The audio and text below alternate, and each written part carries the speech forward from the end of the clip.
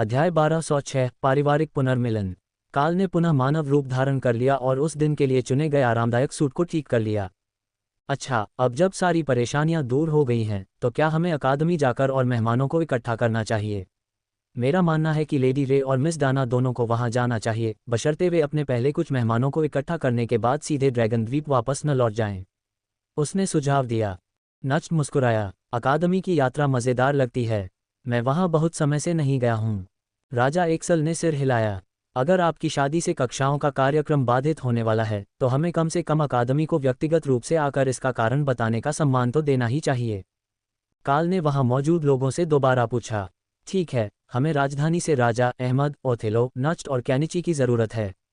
फिर मुझे बिशप मिस्टी और 4 मैकेंजी भाई बहनों को ढूंढना है। बाकी लोग अकादमी में हैं या कोई उन्हें ढूंढने के लिए पहले से ही वहां मौजूद है? अहमद ने पूछा। यदि आपको पता ही नहीं कि ये लोग कहाँ हैं तो आपको इन सभी लोगों को निमंत्रण कैसे मिला? परम देवी ने उन्हें पहुंचाया। अमरता को पार कर चुकी किसी महिला के लिए उस ग्रह पर कुछ निमंत्रण पहुंचाना कोई बड़ी बात नहीं है जिसकी रक्षा वह सहस्राब्दियों से करती आई है। सबसे मुश्किल काम तो उन लोगों ने किया जिन्होंने सारे निमंत्रण हाथ से लिखे थे। काल ने समझाया। नच मुस्कुराया। तो फिर तुम खुशकिस्मत हो। मैकेंजी के चारों भाई बहन अभी अकादमी में हैं, 2 शिक्षक के रूप में और 2 छात्र सलाहकार के रूप में। इससे चीजें सचमुच आसान हो गईं और काल ने अकादमी के सामने के द्वार तक एक पोर्टल खोल दिया जो इतना बड़ा था कि वे उसमें से होकर गुजर सकते थे।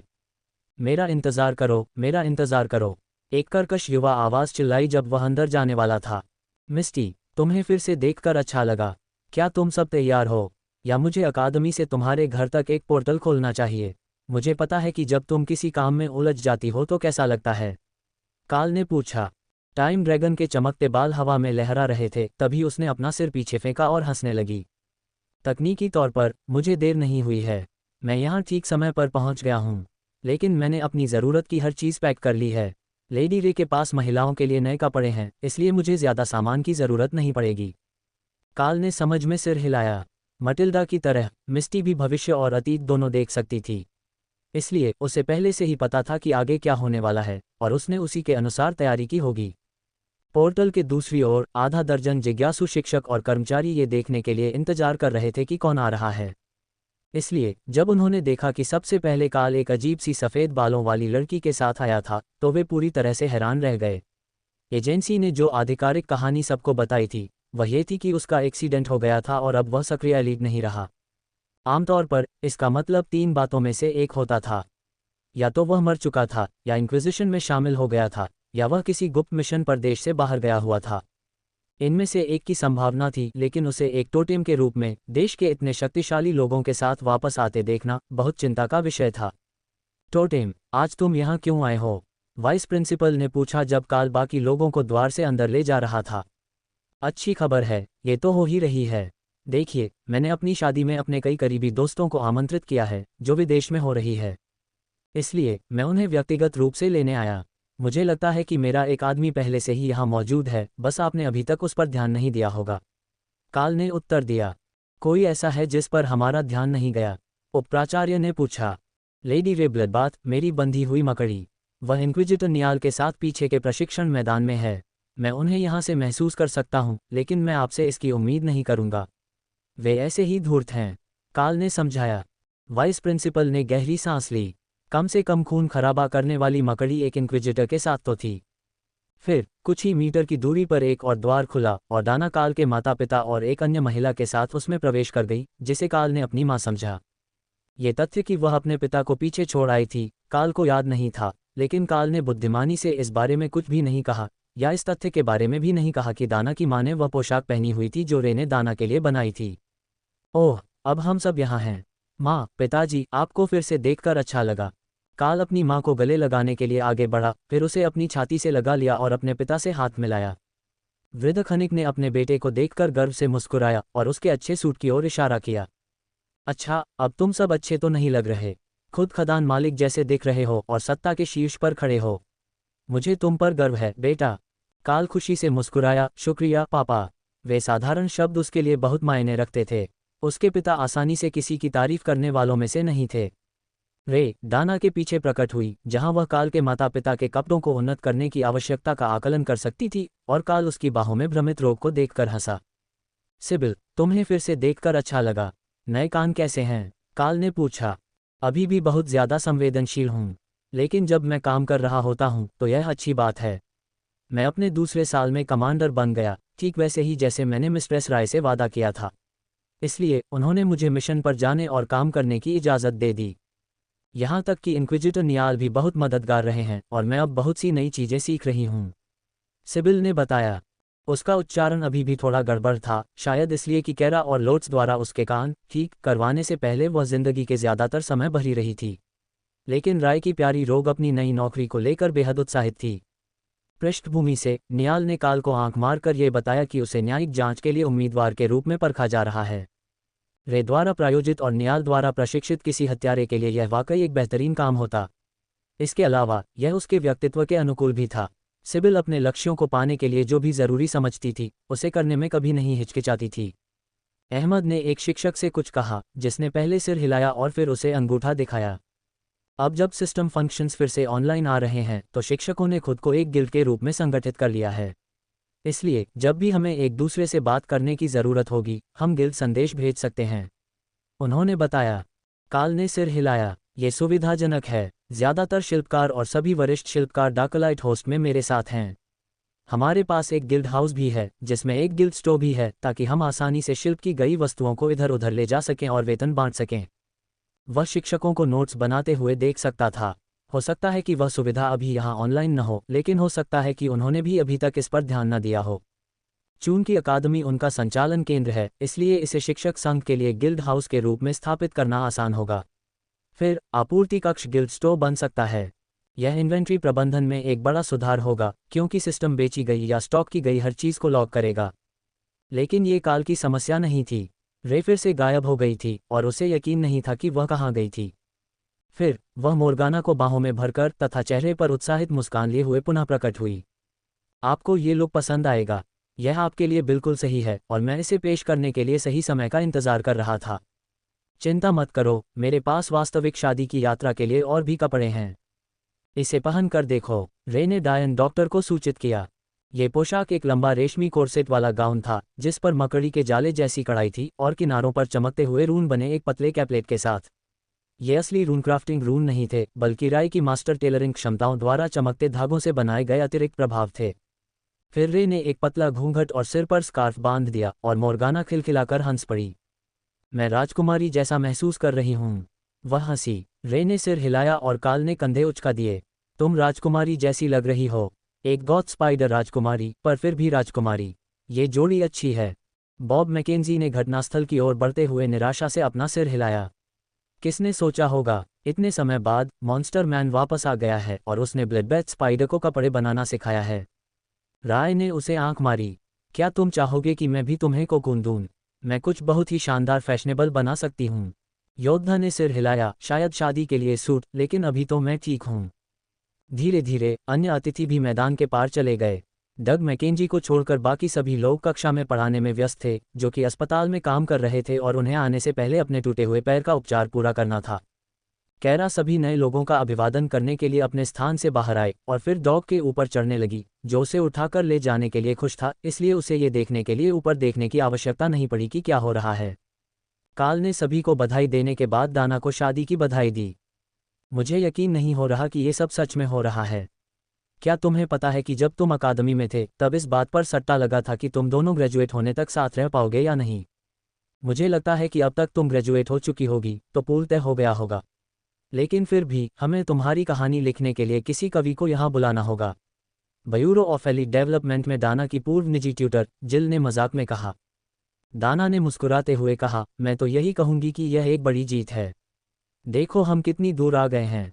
किसने सोचा होगा कि अकादमी में शामिल होने के बाद से इन कुछ वर्षों में ही हम एक अधिपति और एक टोटेम बन जाएंगे और ड्रैगन द्वीप पर एक गिल्ड शाखा चलाएंगे जिसमें 100 से अधिक शिल्पकार हमारे अधीन काम करेंगे। सभी शिक्षक उसकी उपलब्धियों से काफ़ी प्रभावित दिखे, लेकिन डैनियल और एलिस, जिन्हें ब्यूरो द्वारा काल का मार्गदर्शन करने के लिए नियुक्त किया गया था, हंसने लगे। क्या तुम्हें पता है कि हमने तुम्हारे नाम पर लाइटनिंग सेरोफॉर्म का निर्माण किया है? अब उनके पास 100 से ज़्यादा कुत्तों का झुंड है और जो तकनीकें तुम छोड़ गए थे उनकी वजह से सीनियर रेंजर्स के बीच बीस्ट रेंजर्स की एक पूरी सेना उभर आई है। एलिस ने समझाया। ये सुनकर थोर बहुत खुश होंगे। मुझे यकीन नहीं था कि मेरे देश से गायब होने के बाद उस निवेश का क्या होगा, लेकिन ये सोचकर कि उन्होंने न सिर्फ अपना काम पूरा किया बल्कि उसका नाम मेरे नाम पर रखा, ये बहुत प्रभावशाली है। काल ने जवाब दिया, उन्होंने इससे भी ज्यादा किया। आपके द्वारा वित्तपोषित आवास विकास परियोजना फार्म के पास ही बनाई गई है और यह ग्रीन ड्रैगन पादरियों, प्रकृति प्रेमियों और रेंजरों के लिए प्रशिक्षण केंद्र बन गई है। अब वहाँ लगभग 2000 लोग रहते हैं। कर्नल वैलेरी इसकी देखरेख करती हैं, जाहिर है, लेकिन मुझे लगता है कि उन्हें अपने आसपास इतनी सारी प्रकृति के बीच वहाँ रहना बहुत पसंद है। एलिस ने आगे कहा। काल ने कंधे उचका दिए। मैं उसे दोष नहीं दे सकता। प्रकृति के बीच रहना हमेशा सुखद होता है। मैं अब अपना ज्यादातर समय शहर में बिताता हूँ और बिना किसी लड़ाई के जंगल में जाना एक सुकून भरा अनुभव है। ये सुनकर शिक्षक हंस पड़े। जंगल में ऐसा कुछ भी नहीं था जिसमें कम से कम युद्ध का जोखिम न हो। लेकिन जब आप दोनों टोटेम रैंक और काल पर हों तो आप शायद बाहर जाकर मजे के लिए किसी जंगली राक्षस को सहला सकते थे। ग्रीन ड्रैगन पादरी ईर्ष्या करेंगे। उम्मीद है उसने उन्हें ये तरकीब कभी नहीं सिखाई होगी। वे समाज के लिए अजेय खतरा बन जाएंगे। उन्हें क्या पता था कि बहुत देर हो चुकी थी। लोट्स जानती थी अगर दोस्त नहीं तो दोस्त के आकार का क्यों। उसके इस हुनर के साथ लगभग हर चीज़ आसान हो गई। क्या हमें दोपहर का खाना बनाना चाहिए या तुम सब अभी चले जाओ? उपप्राचार्य ने पूछा। हम तो अभी निकल रहे हैं। सुप्रीम लेडी को इंतज़ार कराना ठीक नहीं होगा। इसके अलावा मुझे गिल्ड के दर्जनों संदेश मिले हैं जिन्हें मैं क्राफ्टिंग टीम से अनदेखा कर रहा हूं और गिल्ड के अलायंस सदस्यों से उनकी रेडिंग टीमों के लिए कस्टम ऑर्डर के बारे में भी। काल ने आह भरी। गिल्ड अलायंस, छापा मारने वाली टीमें? बॉब मैकेंजी ने उत्सुकता से पूछा। ओह, मुझे आपको बहुत कुछ बताना है। मेरे नए गृहनगर ड्रोद के आसपास के कालकोठरी शाही और सम्राट श्रेणी के हैं, इसलिए मुझे यकीन है कि हम बाद में कुछ मेहमानों के लिए उनमें से गुजरने की व्यवस्था कर सकते हैं। लेकिन जिलाज में 40 अधिपतियों या कुलदेवताओं की पूरी टीमें मिलकर ज्यादा शक्तिशाली कालकोठरियों को साफ करेंगी। यह एक अद्भुत दृश्य है और उपकरणों की आवश्यकता कभी समाप्त नहीं होती, काल ने बताया।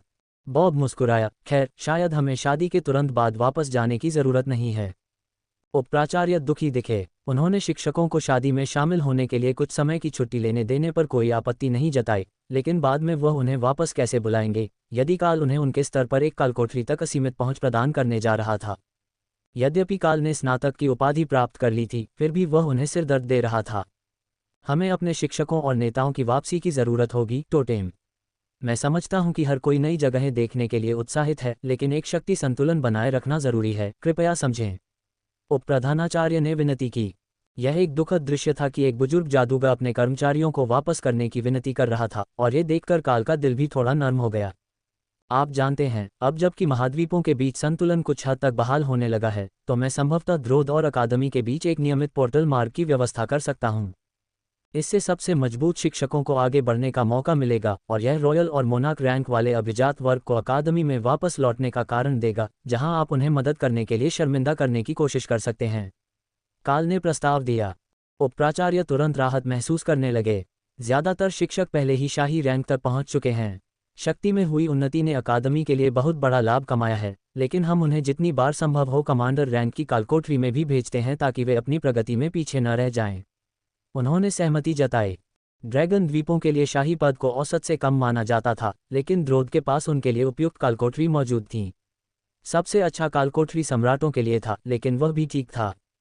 फिर जब उन्हें अधिपति रैंक तक अधिक शिक्षक और अभिजात वर्ग मिल गए तो वे उन्हें फैलाना शुरू कर सकते थे। आप इन्हें सिर्फ एक परीक्षण क्यों नहीं बना देते?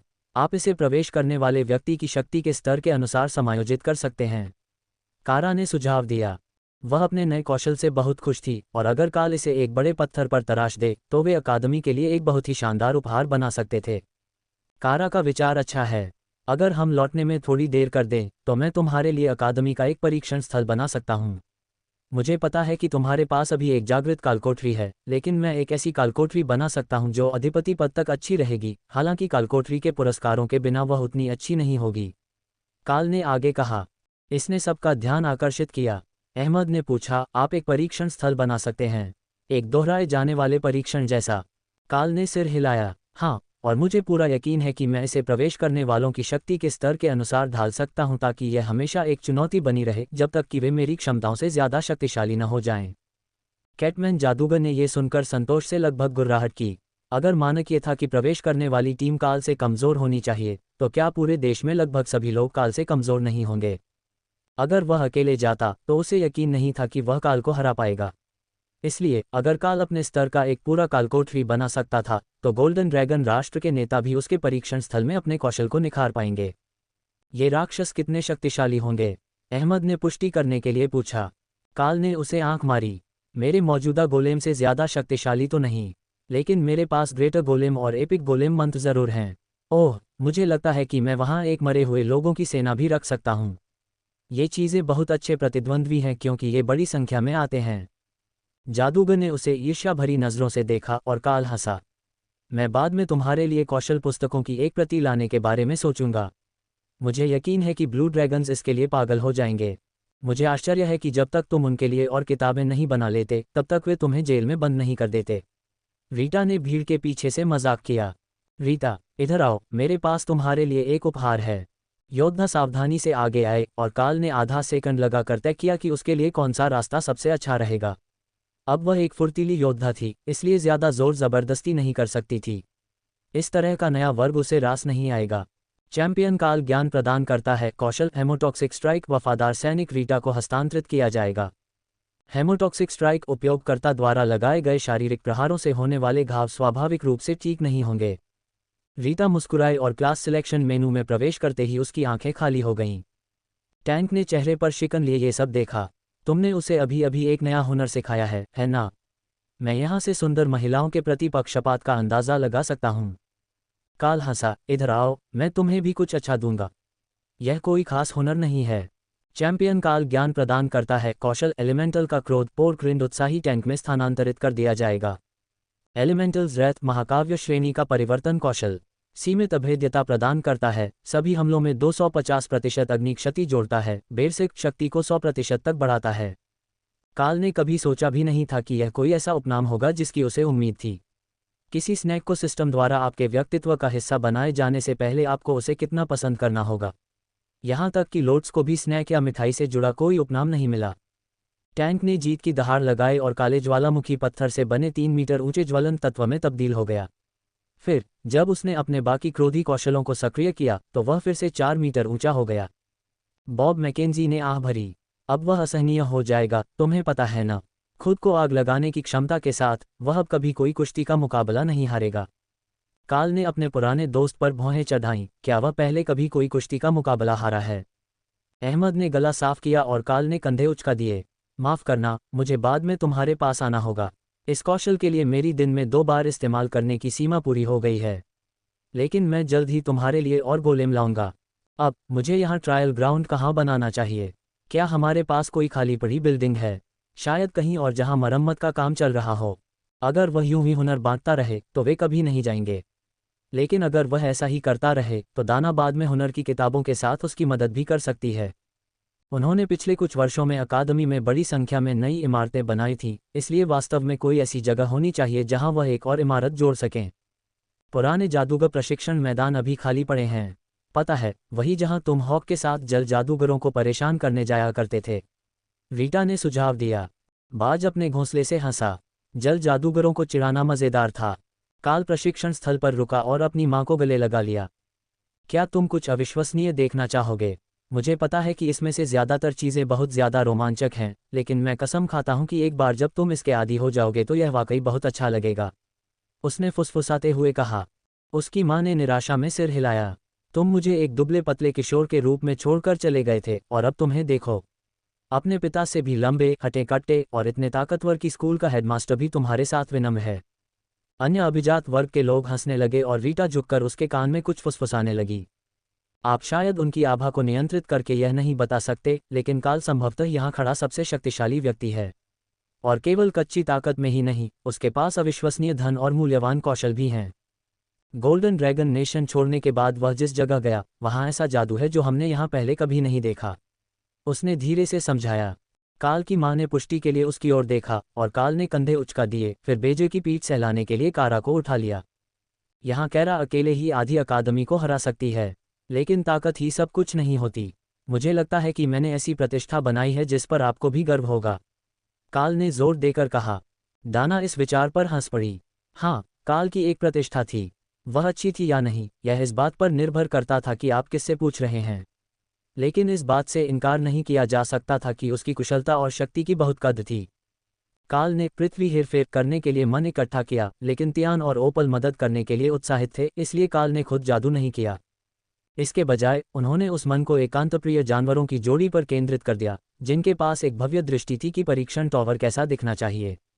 ओपल ने आज राजधानी के गॉथिक कैथेड्रल देखे थे, और हालांकि वे वास्तुकला के सबसे लोकप्रिय उदाहरण नहीं थे, इसे गोल्डन ड्रैगन नेशन कहा जाता था और ऐसा कुछ भी नहीं था जिसकी छत पर ड्रैगन बैठा हो। वे उस स्थान के लिए वास्तुकला की सबसे उपयुक्त शैली थीं। ओपल के अनुसार इसलिए उन्होंने एक 5 मंजिला गिरजाघर का निर्माण कराया, जिसमें एक बड़ा घंटाघर भी था जो मुख्य परीक्षण टॉवर संरचना होगी। भ्रामक क्षेत्र किसी स्थान को कितना भी विस्तारित कर सके, इसकी सीमाएं सीमित थीं, इसलिए मीनार वाला हिस्सा ज्यादातर स्थिर परीक्षण होगा। लेकिन गिरजाघर वाले हिस्से में वह कालकोठरी या बड़े युद्ध क्षेत्र जैसा कुछ और बना सकती थी। ठीक है, हमारे पास पत्थरों में जोड़ने के लिए चीज़ों की एक सूची है। ओपल ने काल को सूचित किया, इससे पहले कि वह उसके लिए एक सूची प्रस्तुत करे। कुछ मंत्रों को स्थिरता के लिए सामग्री के साथ तात्विक आत्मीयता की आवश्यकता थी, इसलिए काल ने भंडार से पत्थर निकाले और उन्हें सबके देखते हुए तराशना शुरू कर दिया, फिर उन्हें ओपल के स्थान पर वापस रख दिया। जिन भागों को केवल वांछित क्षमता के लिए पर्याप्त शक्ति की आवश्यकता थी, उन्हें उसने सीधे तियान के अंतरिक्ष में पृथ्वी हेरफेर और रूनक्राफ्टिंग के साथ बनाया, ताकि लोमड़ी उन्हें उन स्थानों पर छोड़ सके जहां वह उन्हें चाहता था, क्योंकि उन्होंने अलंकृत कैथेड्रल थीम वाली संरचना का निर्माण किया था। घंटाघर के टॉवर पर वास्तव में पत्थर से बना एक ड्रैगन लिपटा हुआ था, जो ऊपर तक फैला हुआ था, जहां से विजयी चुनौती देने वाले लोग परीक्षणों से बाहर निकल सकते थे। ओह, हमारे पास लाइट्स या कुछ और होना चाहिए, ताकि लोग देख सकें कि मौजूदा चैलेंजर ने कितने ट्रायल पूरे किए हैं। हम पहले से ही हर जीत के साथ उन्हें और मुश्किल बनाना चाहते थे, इसलिए एक रैंकिंग होनी चाहिए। तियान ने सुझाव दिया। ड्रैगन के शल्कों को रोशन करो, ये चमकते पंखों जितना ही अच्छा है। हॉक ने सुझाव दिया। अच्छा विचार है, पवित्र प्रकाश से यह एक आसान मंत्र है। जैसे ही मैं इसे पूरा करूंगा, मैं इसे इमारत में जोड़ सकता हूं। तियान खुश हुआ। चुनौतियों की स्थापना में सहायता करने के लिए कैरा अपने स्थान पर लौट आए, और क्योंकि परीक्षणों और पुरस्कारों को उचित रूप से यादृच्छिक बनाने के लिए उसकी सहायता की आवश्यकता होगी। काल रैंडमाइज मंत्र जानता था और इसे उपहार बनाने के लिए डिज़ाइन किए गए रूनिक आइटम में जोड़ा जा सकता था, लेकिन कैओटिक जोन के साथ यह बहुत बेहतर होगा। काल के माता पिता विस्मय से देखते रहे, क्योंकि उसने 10 मिनट में उनके सामने एक पूरा गिरजाघर बना दिया। इस तरह की शक्ति किसी भी ऐसी चीज़ से बिल्कुल अलग थी जिसकी उन्होंने कभी कल्पना भी नहीं की थी। उन्होंने सुना था कि कुलीन लोग अपने हमलों से विशाल क्षेत्रों को नष्ट कर सकते हैं, लेकिन किसी ने कभी यह नहीं बताया था कि वे केवल अपनी दृढ़ इच्छाशक्ति और जादू से वास्तुकला की विशाल कृतियां बना सकते हैं। और काल ने वास्तुकला के बारे में कब सीखा था? निश्चित रूप से उसे इंजीनियरिंग की डिग्री हासिल करने में ज़्यादा समय नहीं लगा होगा। अगर उनमें से कोई भी वास्तुशिल्प इंजीनियरिंग में पारंगत होता, तो उसे पता होता कि उसके पास कोई डिज़ाइन नहीं है। यह इमारत प्रकृति के नियमों के विरुद्ध बनाई गई थी, और साधारण पत्थर की मजबूती इस डिज़ाइन को सहारा नहीं दे सकती थी। लेकिन असली चमत्कार अंदर छिपे हुए थे और काल के मंत्र समाप्त होने की प्रतीक्षा कर रहे थे। काल ने भ्रामक क्षेत्र और अराजक क्षेत्र को एक साथ मिलाकर एक जादू प्रभाव बनाया, जो इमारत की आंतरिक दीवारों में समा गया। मन के उपयोग के स्तर ने पूरे महाद्वीप के टोटेम को सचेत कर दिया था कि अकादमी में कुछ बड़ा होने वाला है, लेकिन जादूगरों के पहले समूह के आने के बाद उन्होंने ये संदेश दिया कि एक निर्वासित व्यक्ति अपनी शादी के लिए मेहमानों को इकट्ठा करने के लिए वापस आ गया है। इसलिए जबकि वे इस बात को लेकर बहुत उत्सुक थे कि क्या हो रहा है, किसी ने भी तुरंत अकादमी का दौरा करने का प्रयास नहीं किया। यहाँ तक कि न्यूबोर्न के सम्राट को भी नहीं, हालांकि वह अच्छी तरह से जानता था कि निर्वासितों में से कौन कौन दौरे के लिए वापस आया है, और उसने अपने साथ एक अजीब परिचित उपस्थिति महसूस की। उसे अपने बंधे हुए हथियार से बात करनी ही थी। उसने ज़रूर किसी न किसी तरह से कुछ गलत किया होगा, क्योंकि हैंडक्लॉ कोई भी हासिल नहीं कर सकता। अगर वह पूरी तरह से बड़ा हो गया होता और टोटेम रैंक पर होता, तो वह लगभग बेकाबू हो जाता, इसलिए वह अभी ज़्यादा चिंतित नहीं था। लेकिन उन्हें यकीन था कि जब जीवित हथियार का वह पौधा चेतना प्राप्त कर लेगा तो काल के लिए कठिन समय आने वाला था। एक हैंडक्लॉ का पौधा जो वर्तमान में उसके मानसिक स्थान में सो रहा था, क्योंकि निर्माण परियोजनाओं में उसकी उतनी रुचि नहीं थी जितनी विनाश परियोजनाओं और चुनौतियों में थी। हॉल के नीचे एक कमरे में बैठी लीफा उसकी मूर्खतापूर्ण बातों पर हंस पड़ी। बात यह नहीं थी कि संवेदनशील हथियारों को नियंत्रित नहीं किया जा सकता। बात बस इतनी थी कि उसका हथियार चलाने वाला एक उबाऊ बेवकूफ़ था, और वह उसका चेहरा देखना नहीं चाहती थी। काल ने जब परीक्षण मीनार पूरी की तो टोटेम चुपचाप देखते रहे, या शायद इसके आकार को देखते हुए इसे परीक्षण गिरजाघर कहा जाना चाहिए। बहरहाल ये निश्चित रूप से एक वास्तविक परीक्षण बन रहा था, और जब काल ने मंत्रों को अंतिम रूप देना शुरू किया तो उसने पाया कि वह प्रभाव के लिए एक महत्वपूर्ण पहलू से चूक गया था। माँ, मुझे बस एक पल के लिए दूर जाना होगा। काम पूरा करने के लिए मुझे एक परिवर्तन कौशल का इस्तेमाल करना होगा, उसने समझाया। हालांकि वह ये नहीं समझ पाई कि उसका क्या मतलब है, फिर भी उसने काल को डाना के साथ छोड़ दिया और वह एक बड़े खुले क्षेत्र में चला गया। फिर चौंकाने वाला हिस्सा शुरू हुआ। वह बेटा जिसे उसने बचपन से पाला था गायब हो गया और उसकी जगह एक विशालकाय सुनहरे अजगर ने ले ली। उसके चारों ओर शक्ति बढ़ गई और काल ने अवतार रूप द्वारा दिए गए अतिरिक्त आशीर्वाद का उपयोग करके इमारत पर मंत्रों को अंतिम रूप दिया, फिर वापस रूपांतरित हो गया और संतुष्टि में सिर हिलाया। मंत्रों का संयोजन पूरी तरह से काम कर गया था और यहाँ एक उचित परीक्षण स्थल था। कालकोठरी नहीं, बल्कि एक परीक्षण। इसमें प्रवेश करने वाले किसी भी व्यक्ति को 8 घंटे तक परीक्षण पूरा करना होता था, और अगर वे गंभीर रूप से घायल हो जाते तो उन्हें बाहर निकाल दिया जाता। अगर वे ओवरलॉर्ड रैंक या उससे कम पर शुरुआत कर रहे थे तो ये पर्याप्त से ज़्यादा होना चाहिए, क्योंकि top power setting totem rank के ऊपरी सिरे पर थी। जो ज़्यादा मजबूत हैं उनके लिए पावर कैप तक पहुंचने के बाद यह एक लंबा स्पैरिंग सेशन होगा। लेकिन ये भी एक अच्छा परीक्षण था, क्योंकि इससे उन्हें कौशल अंक हासिल करने और अपनी मानसिक और शारीरिक दोनों क्षमताओं में निपुणता हासिल करने में मदद मिलेगी। बहुत बढ़िया, एक ट्रायल ग्राउंड पूरा हो गया। अगर आप किसी को भेजना चाहें तो ये सुनिश्चित कर सकते हैं कि यह ठीक से काम कर रहा है। हालांकि शादी में आने वाले लोगों में से किसी को भी नहीं। काल ने बताया, मुकदमा 8 घंटे तक चल सकता है और इस तरह की देरी आज थोड़ी असुविधाजनक होगी। ये सुनकर बाकी लोग हंस पड़े। हाँ, उन सब के लिए किसी ऐसे व्यक्ति का इंतजार करना असुविधाजनक होगा जो 8 घंटे तक ट्रायल के अंदर रहा हो। हमारे पास बहुत सारे विकल्प हैं। क्या ये व्यक्तिगत या सामूहिक परीक्षण है? उपप्राचार्य ने पूछा। व्यक्तिगत। हालांकि यदि आप सिस्टम फंक्शन का उपयोग कर रहे समूह में हैं तो यह आप सभी को एक साथ प्रवेश करने देगा। उपप्रधानाचार्य ने सिर हिलाया, फिर पृष्ठभूमि में खड़े एक शिक्षक को आगे आने का इशारा किया। अधिपति जोराम, कृपया नए परीक्षण का परीक्षण करें। जब तक आप अंदर हैं हमें यथासंभव जानकारी देते रहें ताकि हमें पता रहे कि क्या अपेक्षा करनी है, उन्होंने निर्देश दिया। रेंजर क्लास के शिक्षक आगे आए, लेकिन काल ने उन्हें 1 सेकंड के लिए रोक दिया। ये परीक्षण सभी के लिए एक जैसा नहीं होगा।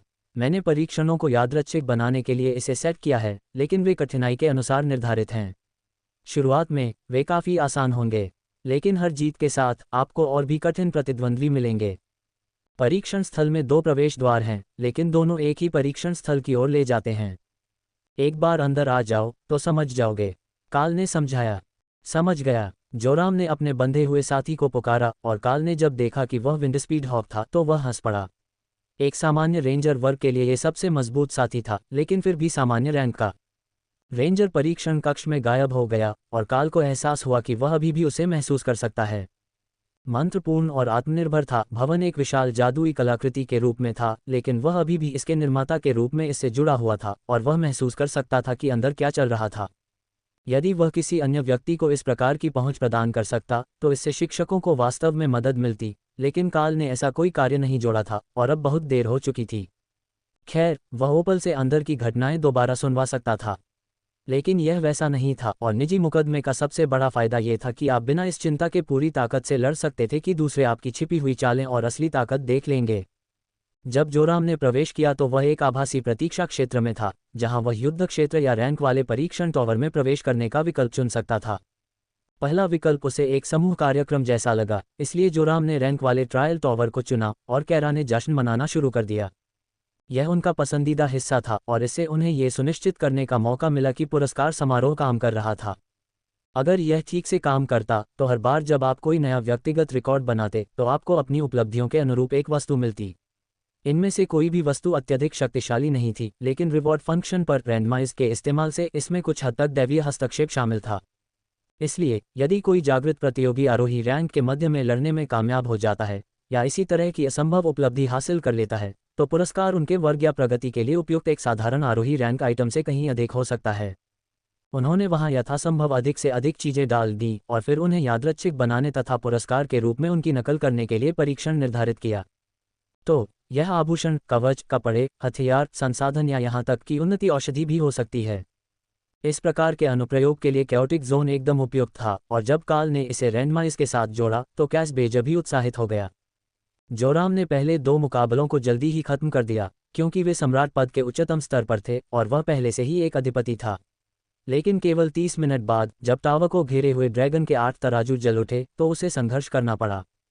परीक्षण में उन्हें प्रतिद्वंद्वी के रूप में ओवरलॉर्ड रैंक लाइटनिंग सेरो दिया गया था, और वह बिना घायल हुए या कुचले बिना उसकी सुरक्षा को तोड़ने के लिए संघर्ष कर रहे थे। लगता है अब परीक्षाएं और भी मुश्किल हो गई हैं। नया स्केल जले हुए काफ़ी समय हो गया है, टैंक ने कहा। नच मुस्कुराया, वह वहाँ अपनी जिंदगी के लिए लड़ रहा है। मैं मुकदमे से काफ़ी उतार चढ़ाव महसूस कर सकता हूँ, जिससे पता चलता है कि अब उसे उच्च अधिपति पद का सामना करना पड़ रहा है। सभी शिक्षक काले अजगर की ओर मुड़े, जिसने आह भरी और उन्हें समझाना शुरू किया कि किसी जादुई वस्तु के इस्तेमाल में आने वाले उतार चढ़ाव को कैसे पहचाना जाए। काले अजगर के लिए यह कोई मुश्किल काम नहीं था, लेकिन हर किसी में जादुई लगाव का वह स्तर नहीं होता। हालांकि जादूगरों ने इसे जल्दी ही प्राप्त कर लिया। एक बार जब सेरो गिर गया और जोराम ने अपना मन वापस पाने और ठीक होने के लिए आराम किया, तो परीक्षण ने उसे एक शीर्ष अधिपति रैंक क्रोकोलिस दिया। और यही उसकी यात्रा का अंत था। जोराम जब मुकदमे से बाहर निकला तो उसे काफ़ी चोटें आईं, लेकिन मौलवियों ने तुरंत उसे ठीक कर दिया। वह मुकदमा बहुत क्रूर है। पहले तो मुझे लगा कि सब ठीक हो जाएगा, लेकिन आखिरकार वह मुझे ही परेशान करने लगा। खैर, मुझे इनाम ज़रूर मिला, उसने चेहरे पर थकी हुई मुस्कान के साथ उन्हें बताया। इनाम? तो हमें प्राथमिकता वाले सदस्यों को पहले भेज देना चाहिए, इससे पहले कि इनाम खत्म हो जाएं। उपप्राचार्य ने पूछा। काल ने सिर हिलाया। नहीं, मैंने ट्रायल में ढेर सारे इनामों के टेम्पलेट सेट किए हैं। दरअसल यह अपने आप ही प्रदर्शन और देवताओं की इच्छा के आधार पर बेतरतीब इनाम बना रहा है। ये वाकई प्रभावशाली है। क्या आपने ड्रैगन द्वीप समूह में यही सीखा है? शायद आपको किसी सच्चे स्वर्ग में निर्वासित कर दिया गया हो, नच ने पूछा। काल ने सिर हिलाया। दरअसल मुझे ये बात निया महाद्वीप पर पता चली थी, जब सुप्रीम लेडी मटिल्डा ने मुझे सिस्टम एक्टिवेशन पर लगे प्रतिबंधों की जांच करने के लिए भेजा था, जो अभी भी वहां मौजूद हैं। कोई बात नहीं, उस औरत से निपटने में ही मुझे सिर दर्द हो जाता है। ड्रैगन के तुरंत बदले हुए मन पर काल हंस पड़ा, लेकिन जल्द ही उसे एहसास हो गया कि वही उनकी शादी की प्लान थी और सब उसकी निगरानी में होने वाले थे, क्योंकि वही अकेली थी जो सारी योजनाओं के बारे में जानती थी। बाकी सभी लोग उस हिस्से को जानते थे जो उनके लिए प्रासंगिक था, लेकिन उसके पास मास्टर प्लान था और चीज़ों को गलत होने से बचाने के लिए भविष्य की दृष्टि थी। क्या हमें पिकअप के लिए फ़ोन करना चाहिए? दाना ने पूछा। ड्रैगन द्वीप समूह में देर हो रही थी और वे एक ही दिन में उन सभी को इकट्ठा करने में कामयाब हो गए जिन्हें वे ढूंढ रहे थे। यह उम्मीद से कहीं बेहतर था, और इससे उन्हें समारोह की तैयारी के लिए कम से कम कुछ दिन मिल जाएंगे। मटिल्डा ड्रैगन द्वीप से सभी मेहमानों को इकट्ठा कर रही थी और उसकी कुशलता से वे सबसे आखिर में पहुंचेंगे। मुख्यतः इसलिए क्योंकि जब वह उन्हें ढूंढने आती थी तो वह ये शिकायत सुनने को तैयार नहीं होती थी कि वे किसी और काम में व्यस्त हैं। मटिल्डा का मूल विचार बस एक सम्मान अनुष्ठान करने का था, जिससे महाद्वीप के सभी मेहमान एक ही समय में उसकी ओर खींचे चले आएं। लेकिन टेसा के समझदारी भरे हस्तक्षेप के बाद, जिसने उसे याद दिलाया था कि अनुष्ठान करते समय कोई शौचालय में या बिस्तर पर नंगा हो सकता है, उसने उन सभी को चेतावनी देने की कसम खा ली थी। मटिल्डा, क्या तुम एक पोर्टल खोल सकती हो? हमने गोल्डन ड्रैगन नेशन के सभी मेहमानों को इकट्ठा कर लिया है। काल ने संदेश भेजा। बिल्कुल, मैं पहले यहाँ एक छोटी सी समस्या को साफ कर रहा हूँ। काल ने भौहें चढ़ाईं। क्या कोई परेशानी खड़ी कर रहा है? ब्लू ड्रैगन को मेरे शेड्यूल से समस्या है, और जब मैंने उसका नोटपैड छीन लिया तो उसने मुझसे लड़ने का फैसला किया। कैस ड्रैगन ने उत्तर दिया। इसका मतलब नीलम ही था, लेकिन काल देख सकता था कि यदि कोई उनके अध्ययन के समय में बाधा डालता है तो नीली ड्रैगन पुजारिनों में से कोई भी लड़ाई शुरू कर देगी। उसे बताओ कि वह उन मेहमानों पर काम कर सकती है जिन्हें हम गोल्डन ड्रैगन नेशन से ला रहे हैं। उनमें से कुछ तो पहले ही आगे बढ़ चुके हैं, लेकिन अभी भी कुछ ऐसे हैं जो नहीं बढ़े हैं। काल ने जवाब दिया। हाँ। इससे वह एक पल के लिए शांत हो गई। मैं अब पोर्टल खोलती हूँ। उसने जो द्वार खोला वह एक काल्पनिक वंडरलैंड और बुखार भरे सपने के बीच की जगह जैसा लग रहा था, बस थोड़ा सा गलत, जिसे काल ठीक से समझ नहीं पाया। ये संभवतः कैस प्लेन में था, लेकिन उसे यह स्वीकार करना पड़ा कि यह सुंदर था। शादियों की मेजबानी के लिए उपयुक्त। मेहमानों का स्वागत है। मेरा नाम मटिल्डा है और मैं आपके प्रवास की पूरी अवधि के लिए आपकी मेज़बान रहूंगी। कृपया मेरे साथ इस रास्ते से मेरे आवास तक आइए, उसने घोषणा की, जबकि मेहमान काल को ऐसे घूर रहे थे जिससे पता चल रहा था कि वे उस अजीब अजगर के साथ जाने के लिए पूरी तरह अनिच्छुक हैं। वह काफ़ी मिलनसार लग रही थी, लेकिन उसकी मुस्कान कुछ कुछ उस मुस्कान जैसी थी जो एक मोटा आदमी पूरे केक पर देता है। शिकारी आनंद। सभी लोग अपने चारों ओर के अवास्तविक दृश्यों को देख रहे थे और फिर सैकड़ों छोटे उड़ने वाले जीव, संभवतः परियां और पिक्सी, लेकिन काल ने पहले कभी उनकी कोई तस्वीर नहीं देखी थी, मेहमानों को उनके कमरों तक ले जाने के लिए प्रकट हुए। लेडी रे ने आप सभी के लिए शाम के कपड़े तैयार किए हैं और मैंने सभी के लिए गर्म पानी के झरनों और स्पा में एक सुंदर शाम की योजना बनाई है। आप भरोसा रख सकते हैं कि आपके नियुक्त गाइड आपका बहुत अच्छा ख्याल रखेंगे। उनके आकार की चिंता मत कीजिए, उनका जादू आपकी किसी भी समस्या का समाधान करने के लिए पर्याप्त है, मटिल्डा ने निर्देश दिया। काल ने सोल साइड का विस्तार किया और पाया कि उस होटल के दूसरी तरफ पहले से ही दर्जनों लोग मौजूद थे। वे प्राकृतिक झरनों में आराम फरमा रहे थे और काल को आश्चर्य हुआ कि वह अपनी छोटी सी जगह में उन्हें शामिल करना कैसे भूल गया। उसके पास एक अद्भुत झील और एक बहती नदी थी, लेकिन दोनों ही ठंडी और ताजगी भरी थीं, किसी गर्म पानी के झरने से मिलने वाले सुकून के बिल्कुल विपरीत। शायद उन्हें घर के पीछे की ओर, पहाड़ियों पर और अधिकांश जगह की नज़र से दूर एक घर बनाना चाहिए। रे ने काल को एक स्नान वस्त्र दिया, जिसे उसने भवन में प्रवेश करते समय पहन लिया, तथा स्नान के लिए चला गया, ताकि गर्म पानी के झरनों में प्रवेश करने से पहले वे स्वच्छ हो जाएं। पुरुष दाईं ओर, महिलाएं बाईं ओर। आज मिश्रित स्नान नहीं, काल के पीछे पीछे चल रहे छोटे से उड़ने वाले जीव ने जोर देकर कहा। काल ने उस नन्हे जीव को आंख मारी। तो बाद में शायद मिश्रित स्नान होगा। उसकी हंसी पवन घंटियों की झनकार जैसी थी, लेकिन उसमें एक अलौकिक प्रतिध्वनि थी जो आत्मा को झकझोर देती थी। हनीमून स्वीट में एक निजी गर्म पानी का झरना है, सर। छोटे जीव ने उसे आंख मारी, फिर खिलखिलाकर हंसने लगा और उसके सिर के चारों ओर चक्कर लगाने लगा। मटिल्डा ने इस सैर की योजना बनाने में बहुत अच्छा काम किया था, लेकिन काल के पास अभी भी एक महत्वपूर्ण सवाल था। हम वास्तव में कहाँ हैं? उसने पूछा। ये फेक क्षेत्र है। लेडी मटिल्डा इसे अपने ही घर में आयोजित करना चाहती थी, लेकिन सभी मेहमान अराजकता क्षेत्र में सहज नहीं हो सकते थे, खासकर जब वहां इतने सारे रंगीन ड्रैगन मौजूद हों। इसलिए इसे इसी स्थान पर आयोजित करने का निर्णय लिया गया। काल ने समझ में आते हुए सिर हिलाया, फिर उसे याद आया कि वास्तव में उसके पास ऐसी जगहों की यात्रा करने के लिए उपयुक्त कौशल है। प्लेन्सवॉकर विश्व ड्रैगन संरक्षक विशिष्ट कौशल 100 अंक उपयोगकर्ता को परिचित आसन लोगों के बीच पोर्टल खोलने की अनुमति देता है। इससे पहले यह बात मायने नहीं रखती थी, क्योंकि वह अराजकता क्षेत्र के अलावा कहीं और नहीं गया था और अराजकता के मूलभूत नियम के प्रति अपने लगाव के कारण वह वहां से आसानी से निकल सकता था। लेकिन यहाँ होना किसी दूसरी ही दुनिया में होने जैसा था। यहाँ आना और जाना उतना आसान नहीं था।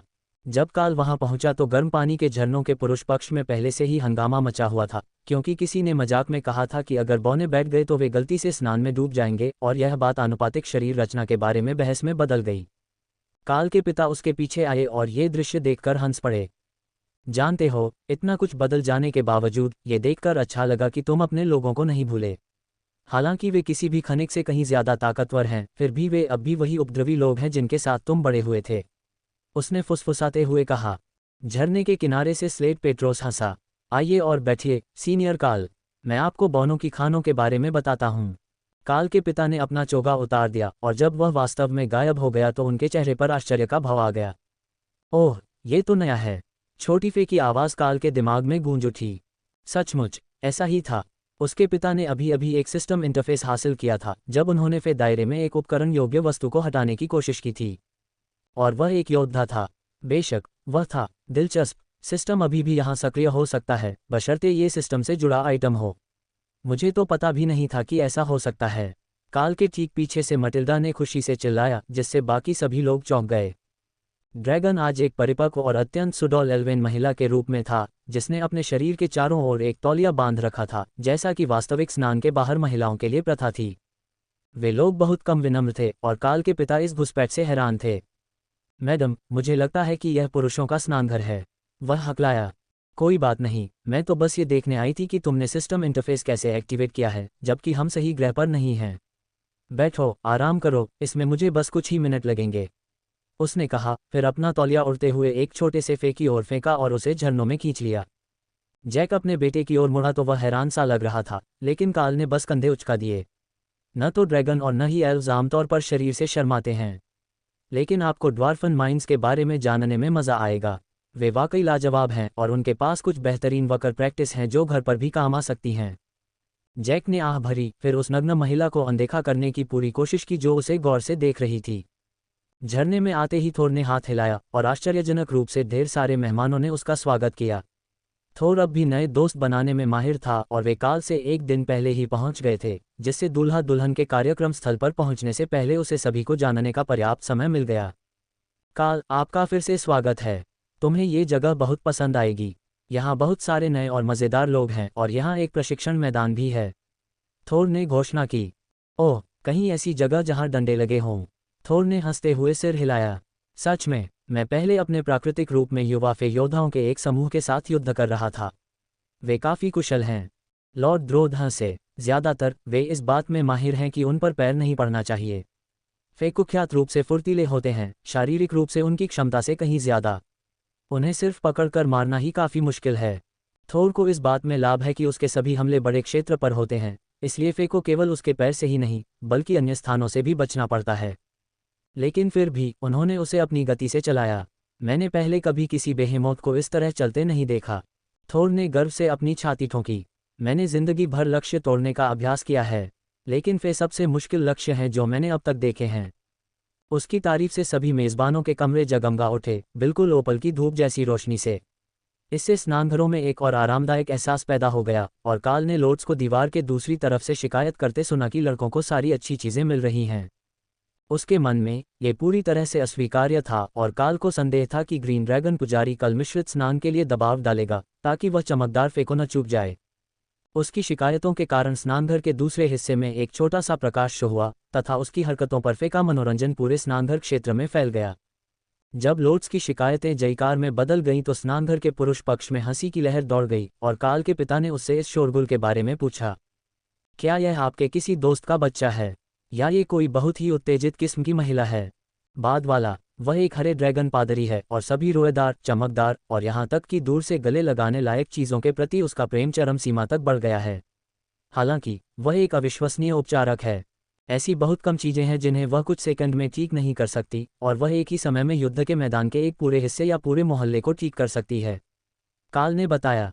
जैक हंसा। पिछले साल शहर में हम उनमें से एक से मिले थे, बिल्कुल अजीबोगरीब। सबसे पहले उसने हमसे पूछा कि क्या हमने आसपास कोई डायबियत देखा है। उसने पहले कभी उसे देखा नहीं था और देखना चाहती थी कि क्या वे वाकई उतने ही आक्रामक होते हैं जितना उसे बताया गया था। नियाल ने आह भरी और सिर हिलाया। मुझे वो याद है, जब उसे डायब भालू मिला था तब हमें उसे बचाने के लिए एक टीम भेजनी पड़ी थी और वह भालू अपने बच्चे को ढूंढने के लिए उसे एक कृषि प्रधान गांव तक पीछा करता रहा था। उस आदमी के चिढ़े हुए स्वर पर वहां मौजूद सभी ड्रैगन हंस पड़े।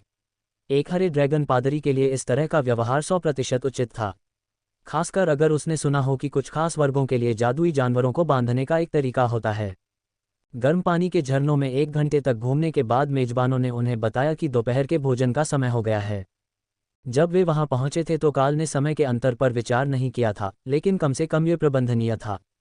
सभी ने होटल द्वारा उपलब्ध कराए गए आरामदायक ढीले वस्त्र पहन लिए और काल चेंजिंग रूम के पास दाना के बाहर आने का इंतजार करने लगा। लेकिन वह अकेली बाहर नहीं आई।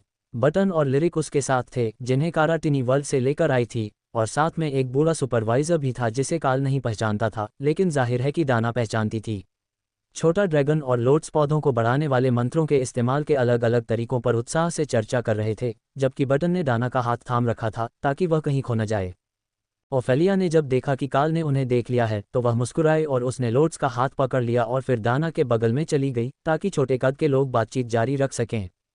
उन दोनों को एक ही हाथ से बात करते और इशारे करते देखना थोड़ा अजीब लग रहा था, क्योंकि कोई उनका दूसरा हाथ पकड़े हुए था, लेकिन मेहमानों को ये बिल्कुल प्यारा लगा। क्या आप एक शिशु ड्रैगन को गोद ले रहे हैं, जबकि मैंने आपको बताया था कि आप ड्रैगन का अंडा नहीं ले सकते? नचट ने यह दृश्य देखकर मजाक किया। वह मेरी बनाए एक छोटी सी दुनिया में रहती है। वह डाना से और उन सभी से जुड़ गई है जो उसके साथ समय बिताते हैं जब बाकी सब व्यस्त होते हैं, काल ने फुसफुसाते हुए जवाब दिया। तभी उसे कुछ एहसास हुआ। दरअसल मुझे हाल ही में कई ड्रैगन के अंडे मिले हैं। किसी दूसरी दुनिया से आए ड्रैगन शिकारियों का एक समूह ड्रैगनों को पकड़कर उन्हें युद्ध के लिए प्रजनन करा रहा था। ये ड्रेक सवारों की तरह ही थे, लेकिन मुझे ऐसा कोई संकेत नहीं मिला कि वे उन पर सवार थे, बस उन्हें उन्मत्त कर रहे थे और अपनी सेना के साथ हमला करने के लिए निकल पड़े थे। काले अजगर ने भौहें चढ़ाईं। मैंने उनके बारे में सुना है।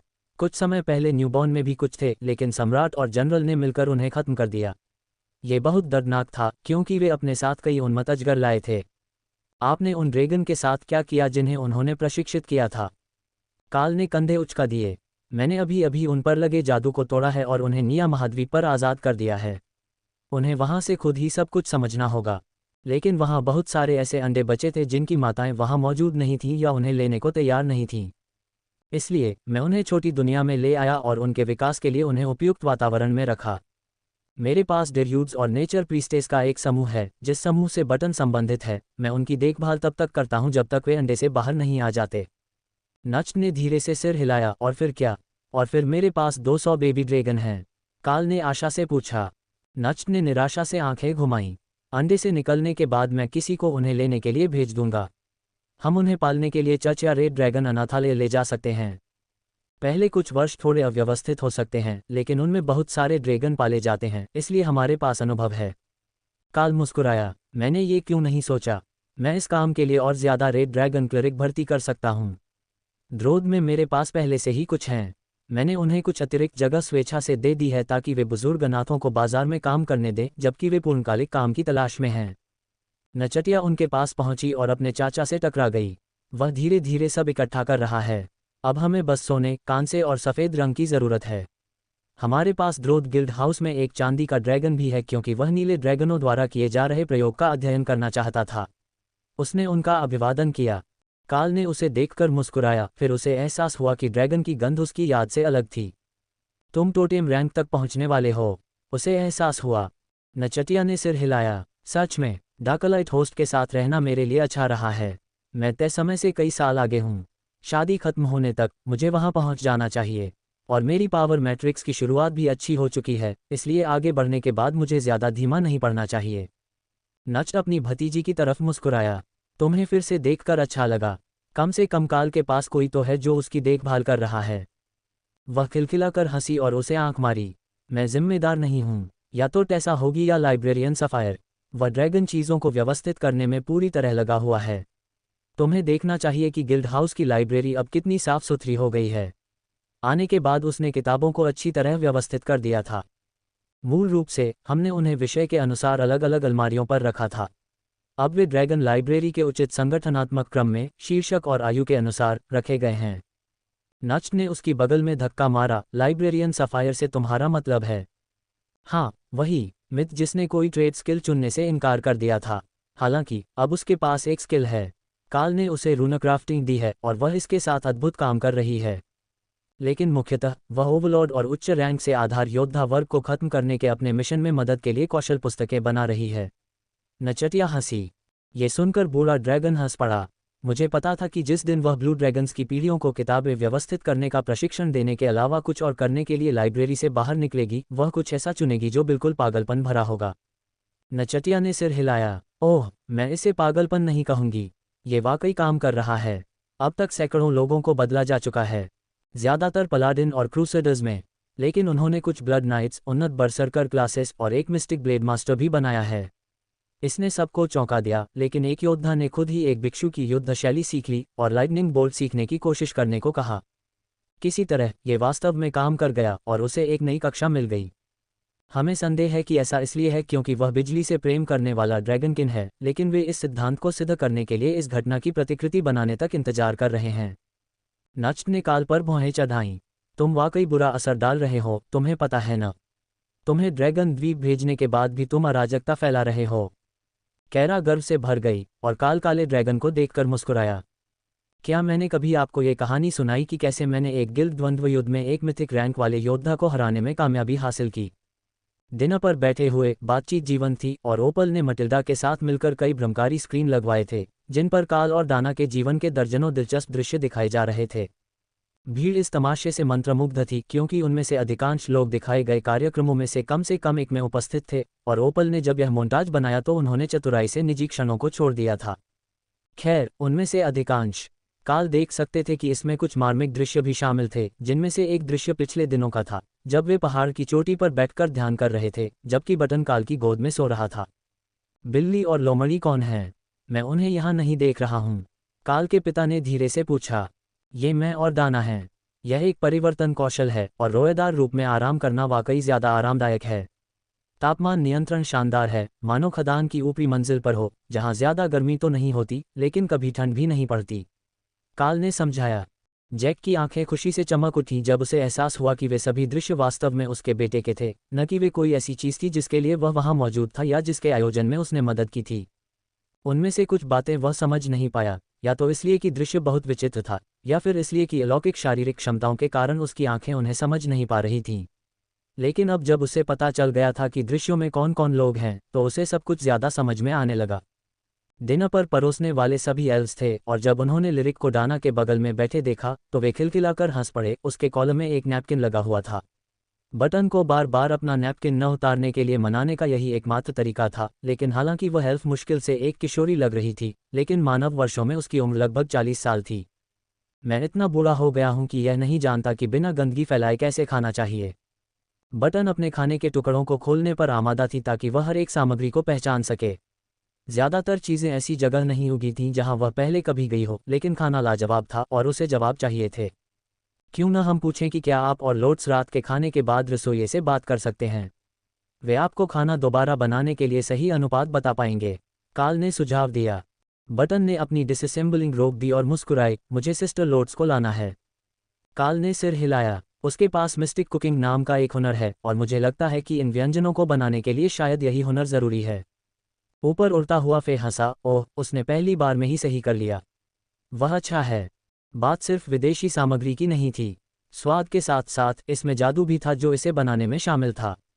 उड़ते हुए फे में से एक काल के वाइन ग्लास के ऊपर उतरा और उसका ध्यान आकर्षित करने के लिए हाथ हिलाया। क्या आपके पास सचमुच ऐसे लोग हैं जो मिस्टिक कुकिंग का उपयोग कर सकते हैं? उसने पूछा। काल ने सिर हिलाया। यहाँ जो हैं, उनमें से मुझे लगता है कि सिर्फ 2 ही हैं, लेकिन हाँ, मुझे रसोइये को बताना होगा। वे उन लोगों के साथ भोजन पर चर्चा करना पसंद करते हैं जो वास्तव में समझते हैं। फिर फे गायब हो गई, केवल एक झिलमिलाती रोशनी की लकीर रह गई और वह रसोई घर की ओर भाग गई। आप जहां भी जाते हैं, दोस्त बना लेते हैं। दाना हंस पड़ी जब ऊपर से उड़ते हुए फे सभी लोग रसोई से नए खाद्य पदार्थों की संभावना के बारे में बातचीत करने लगे। जब रसोया लोट से मिला, भोजन पूरी तरह शाकाहारी नहीं था, जो काल के लिए आश्चर्य की बात थी, लेकिन करीब से देखने पर पता चला कि सभी फे शाकाहारी नहीं थे। एल्व्स के पास मांस के व्यंजनों की जगह मशरूम या टोफू के व्यंजन थे, लेकिन कुछ फे सेवक चिकन विंग्स जैसी दिखने वाली चीज़ें खाते हुए देखे जा सकते थे, क्योंकि वे अपने कौशल की फिर से ज़रूरत पड़ने का इंतजार कर रहे थे। प्लेटें साफ कर दी गईं और जो लोग कॉफ़ी चाहते थे उनके लिए स्टाफ द्वारा कॉफ़ी का एक राउंड लाया गया। किसी को कहीं जाने की जल्दी नहीं थी। सभी लोग गर्म पानी के झरनों से काफ़ी आराम महसूस कर रहे थे, और कर्मचारियों ने उनसे वादा किया था कि बाद में और भी मज़ेदार गतिविधियां होंगी। मज़ा एक सापेक्ष शब्द है।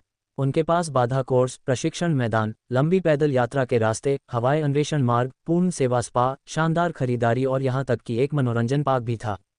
ओफेलिया ने कहा है कि वह मुझे, लोट्स और बटन को प्रकृति भ्रमण पर ले जाएगी ताकि हम सभी नए पौधे देख सकें।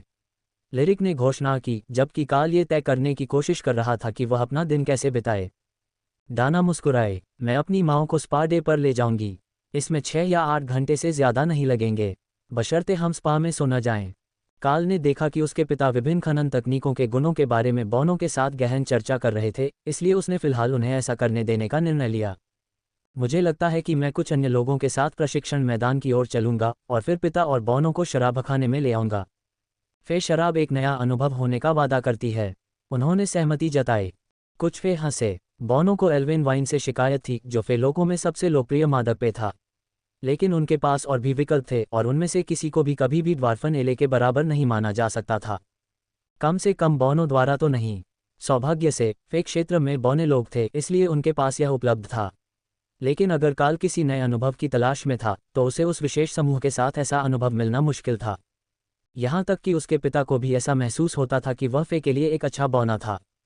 लेकिन इससे पहले कि वे कुछ कह पाते, काल पहले ही प्रशिक्षण मैदान में जा चुका था, जहाँ अधिकांश दानव और ड्रैगन एक दूसरे के साथ प्रतिस्पर्धा करने के लिए गए थे। यहाँ तक कि नीलम भी वहाँ थी। ये स्पष्ट नहीं था कि वह आंखों को सुकून देने के लिए ऐसा कर रही थी या किसी प्रयोग के लिए तकनीकी जानकारी चाहती थी। हालांकि वह वहाँ मौजूद थी और ब्लीचर्स पर बैठी थी।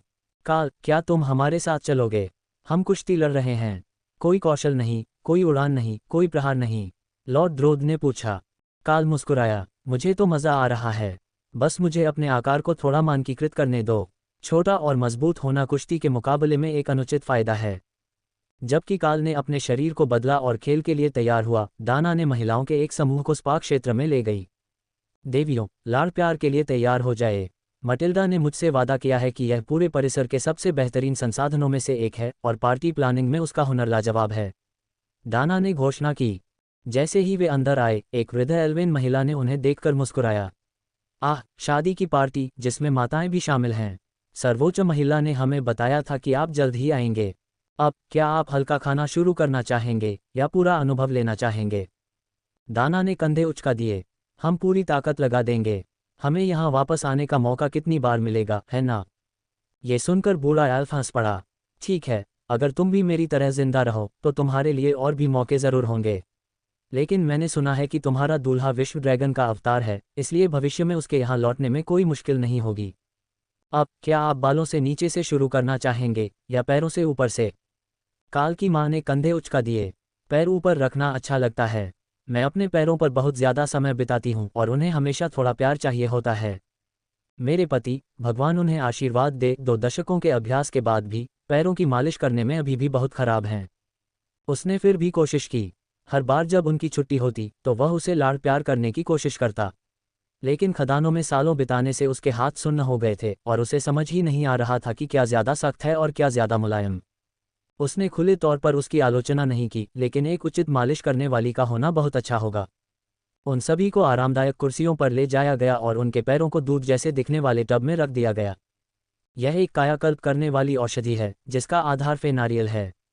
चिंता मत करो, जब तुम पहली बार आए थे तब हमने सभी की एलर्जी की जांच की थी, परिचारक ने समझाया।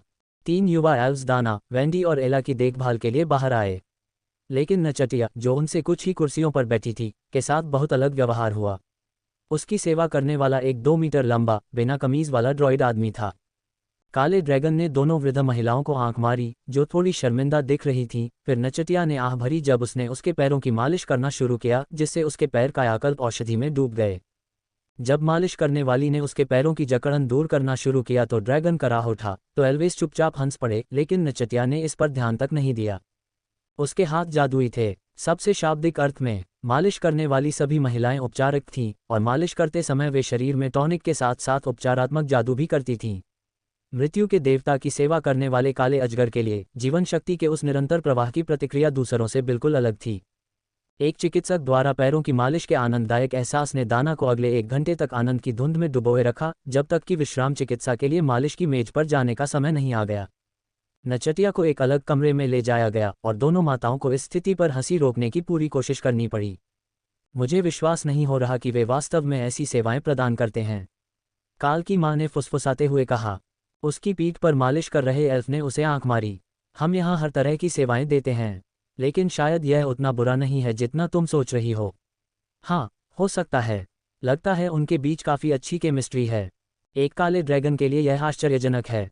एला चौंक गई। वह ड्रैगन है, ठीक है, मैं तो भूल ही गई थी कि वे आसानी से रूपांतरित हो सकते हैं। मुझे इनमें से ज़्यादातर लोगों से पहले मिलने का मौका नहीं मिला, समझिए।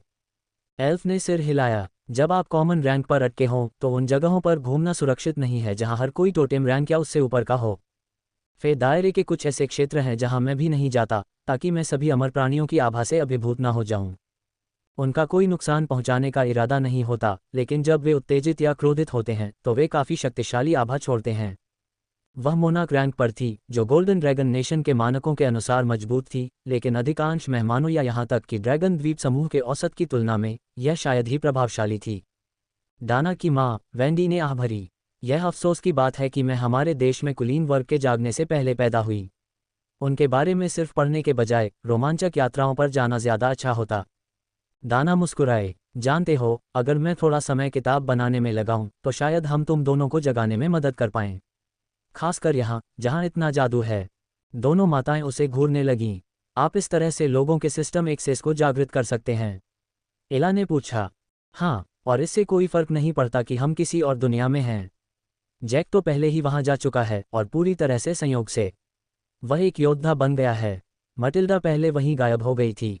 वह उस व्यक्ति में आए बदलावों को परखना चाहती थी जो इतनी देर से जागा हो, दाना ने समझाया। एला रुकी। जब वह गई थी तो क्या वे सब अभी भी नहा रहे थे? दाना हंसी। वे थे, और मैं सिर्फ कल्पना कर सकती हूँ कि जब वह पुरुषों के स्नानघर में आई होगी तो उसके चेहरे पर क्या भाव रहे होंगे। लेकिन वह लाखों साल पुरानी है। कोई उसे नहीं बताता कि वह कहाँ जा सकती है और कहाँ नहीं।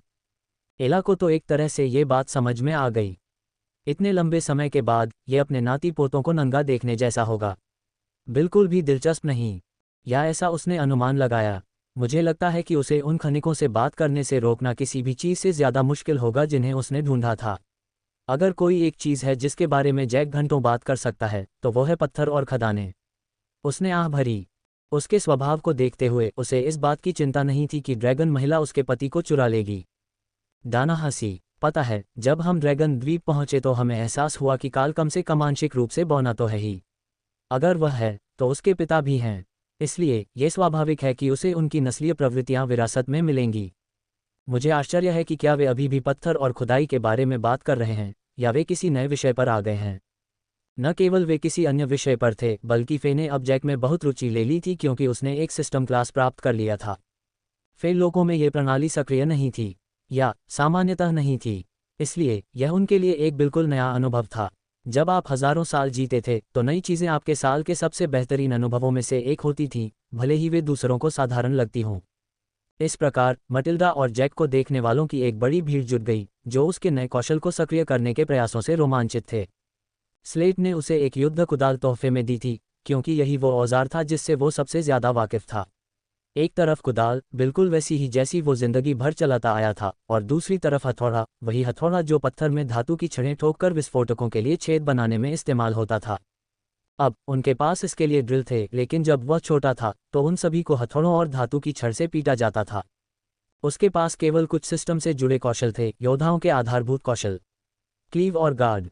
लेकिन यह उसके प्रशिक्षण को शुरू करने के लिए पर्याप्त था, और रेमी देर से खिलने वालों को बाकी सभी के साथ पकड़ने में मदद करने के लिए औषधियों के एक नए सेट पर काम कर रहा था।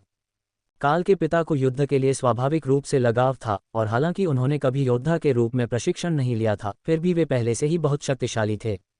कुछ और हस्तांतरित कौशल और कुछ औषधियों से उनके लिए कम से कम उच्च जागृत पद तक पहुंचना आसान हो जाएगा, शायद शादी के अंत से पहले आरोही भी। जब वह घर जाएगा तो ये बात मज़ेदार हो जाएगी। रेमी काल के गृहनगर कभी नहीं गई थी, लेकिन जहां तक उसे याद था वहां न तो कोई ताकतवर लोग थे, न ही कोई ऐसा शक्तिशाली राक्षस जिससे बचाव किया जा सके। इसलिए अगर वह उसके पिता को ठीक से तैयार कर ले तो वह वहां की बागडोर संभाल सकता है और बड़ा बॉस बन सकता है। यह एक अच्छा शादी का उपहार होगा। बहन रे ने शादी की तैयारी प्रतियोगिता जीत ली थी क्योंकि उसने सभी के लिए नए कपड़े बनाए थे। लेकिन रैमी को पूरा यकीन था कि अगर वह दूल्हे के पिता को आगे बढ़ाने में मदद करेगी तो वह अच्छा प्रदर्शन कर सकती है। हालांकि उसके पास अन्य अधिकांश लोगों के लिए पर्याप्त शक्तिशाली औषधि नहीं थी। उसे बेहतर सामान की जरूरत थी, लेकिन अभी नहीं। ये एल्व्स उसकी चमड़ी की मालिश करना बखूबी जानते थे, और इस समय वह लगभग एक पोखर में बदल गई थी, बस मालिश बेंच पर लेटी हुई थी और अपनी इंद्रियों को अपने स्थान पर फैलाकर देख रही थी कि काल क्या कर रहा है। रैमी इस तरह के व्यवहार से काफ़ी संतुष्ट थी। उसे एक दूसरा एल्फ भी मिल गया क्योंकि उसका शरीर काफ़ी लंबा था। उन्होंने उसके शरीर के हर सेंटीमीटर को चमकाया, तेल लगाया, पॉलिश किया और मालिश की, यहाँ तक कि उसके सिर की मालिश भी की, जब तक कि उसकी आंखें पीछे की ओर नहीं मुड़ गईं। कौन जानता था कि एल्विस ऐसा कर सकते हैं? क्या छोटी दुनिया के लोग ऐसा कर सकते थे, या आपको उन्हें प्रशिक्षित करना पड़ा? उस समय यहाँ ज़्यादा बच्चे नहीं थे, बटन और लिरिक को छोड़कर, इसलिए उनकी क्षमताओं के मामले में जैक के स्तर का कोई नहीं था। लेकिन वहाँ बहुत सारे धैर्यवान कौशल प्रशिक्षक थे, और जैक जल्दी ही हमला करते समय अपने गार्ड को ऊपर रखने की कला सीख रहा था। काल ने अपने पिता का हौसला बढ़ाने के लिए इस प्रतियोगिता में शामिल होने से परहेज किया था, लेकिन वह ये भी समझ सकता था कि अपने बेटे को बुनियादी बातें सिखाने देना उसके लिए थोड़ा शर्मनाक था। इसलिए काल सिर्फ देख रहा था जबकि राज और भगवान द्रोध लड़ रहे थे। दोनों ही मिथिक रैंक में मजबूत थे, लेकिन द्रोध भगवान का पलड़ा भारी था। उनके कौशल तेज और ज्यादा परिष्कृत थे, जो सदियों तक बाहरी खतरों से द्रोध को बचाए रखने की उनकी क्षमता का प्रमाण था। काल देखते देखते एक दिलचस्प विचार आया। वह टावर में देखी गई उस डेस्क को, यानी उस किताबों की दुकान को जहां वे विंटर फेस्टिवल के दौरान गए थे, फिर से बना सकता था। इससे उसे स्किल बुक्स बनाने के लिए सभी जरूरी सामान मिल जाएंगे।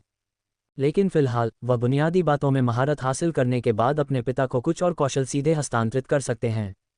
राय पहले से ही उसके लिए कवच बना रहा था। काल, क्यों ना हम उसे दिखाएं कि वह क्या कर रहा है? क्या तुम्हारे पास कुल्हाड़ी और ढाल या कुदाल है? स्लेट ने पूछा। काल ने सिर हिलाया। मेरे पास दोनों हैं। तुम्हें क्या पसंद है? या मैं एक गोलेम बुला सकता हूं जिससे तुम मुकाबला कर सको, ताकि तुम दिखा सको कि जंगली जादुई जानवरों से कैसे निपटा जाता है। बौना संतोष से मुस्कुराया। ये तो और भी अच्छा विचार है। गोलेम को आप क्या कहेंगे? काल ने कंधे उचका दिए। ज्यादातर मानक जानवर मेरे नियमित गोलेम की तरह हैं। मैं आमतौर पर डाय बियर इस्तेमाल करता हूँ, लेकिन मेरे बूढ़े पिता के लिए ये थोड़ा ज्यादा हो सकता है। जैक हंसा। कोई भी डाय बियर के साथ एक ही रैंक पर आमने सामने नहीं गया। फिल्मों के अनुसार ये सामान्य ज्ञान था। काल ने 2 पत्थर के चमड़े के सुअरों को बुलाया और एक को अपने पैरों के पास बैठाया, जबकि दूसरा पेट्रोस से मिलने के लिए स्पैरिंग रिंग में गया। बौने के हाथ में एक युद्ध हथौड़ा और एक बड़ी आयताकार ढाल थी, जो बौनों की पसंदीदा थी। जैसे ही पेट्रोस तैयार हुआ, सुअर ने हमला कर दिया और काल ने सहज ज्ञान से उसे जाने दिया, साथ ही उसे निर्देश दिया कि वह स्पैरिंग रिंग से बाहर न जाए। वे दोनों टोटेम रैंक पर थे, इसलिए मुकाबला जैक की अकेले की किसी भी उम्मीद से कहीं ज्यादा तेज था।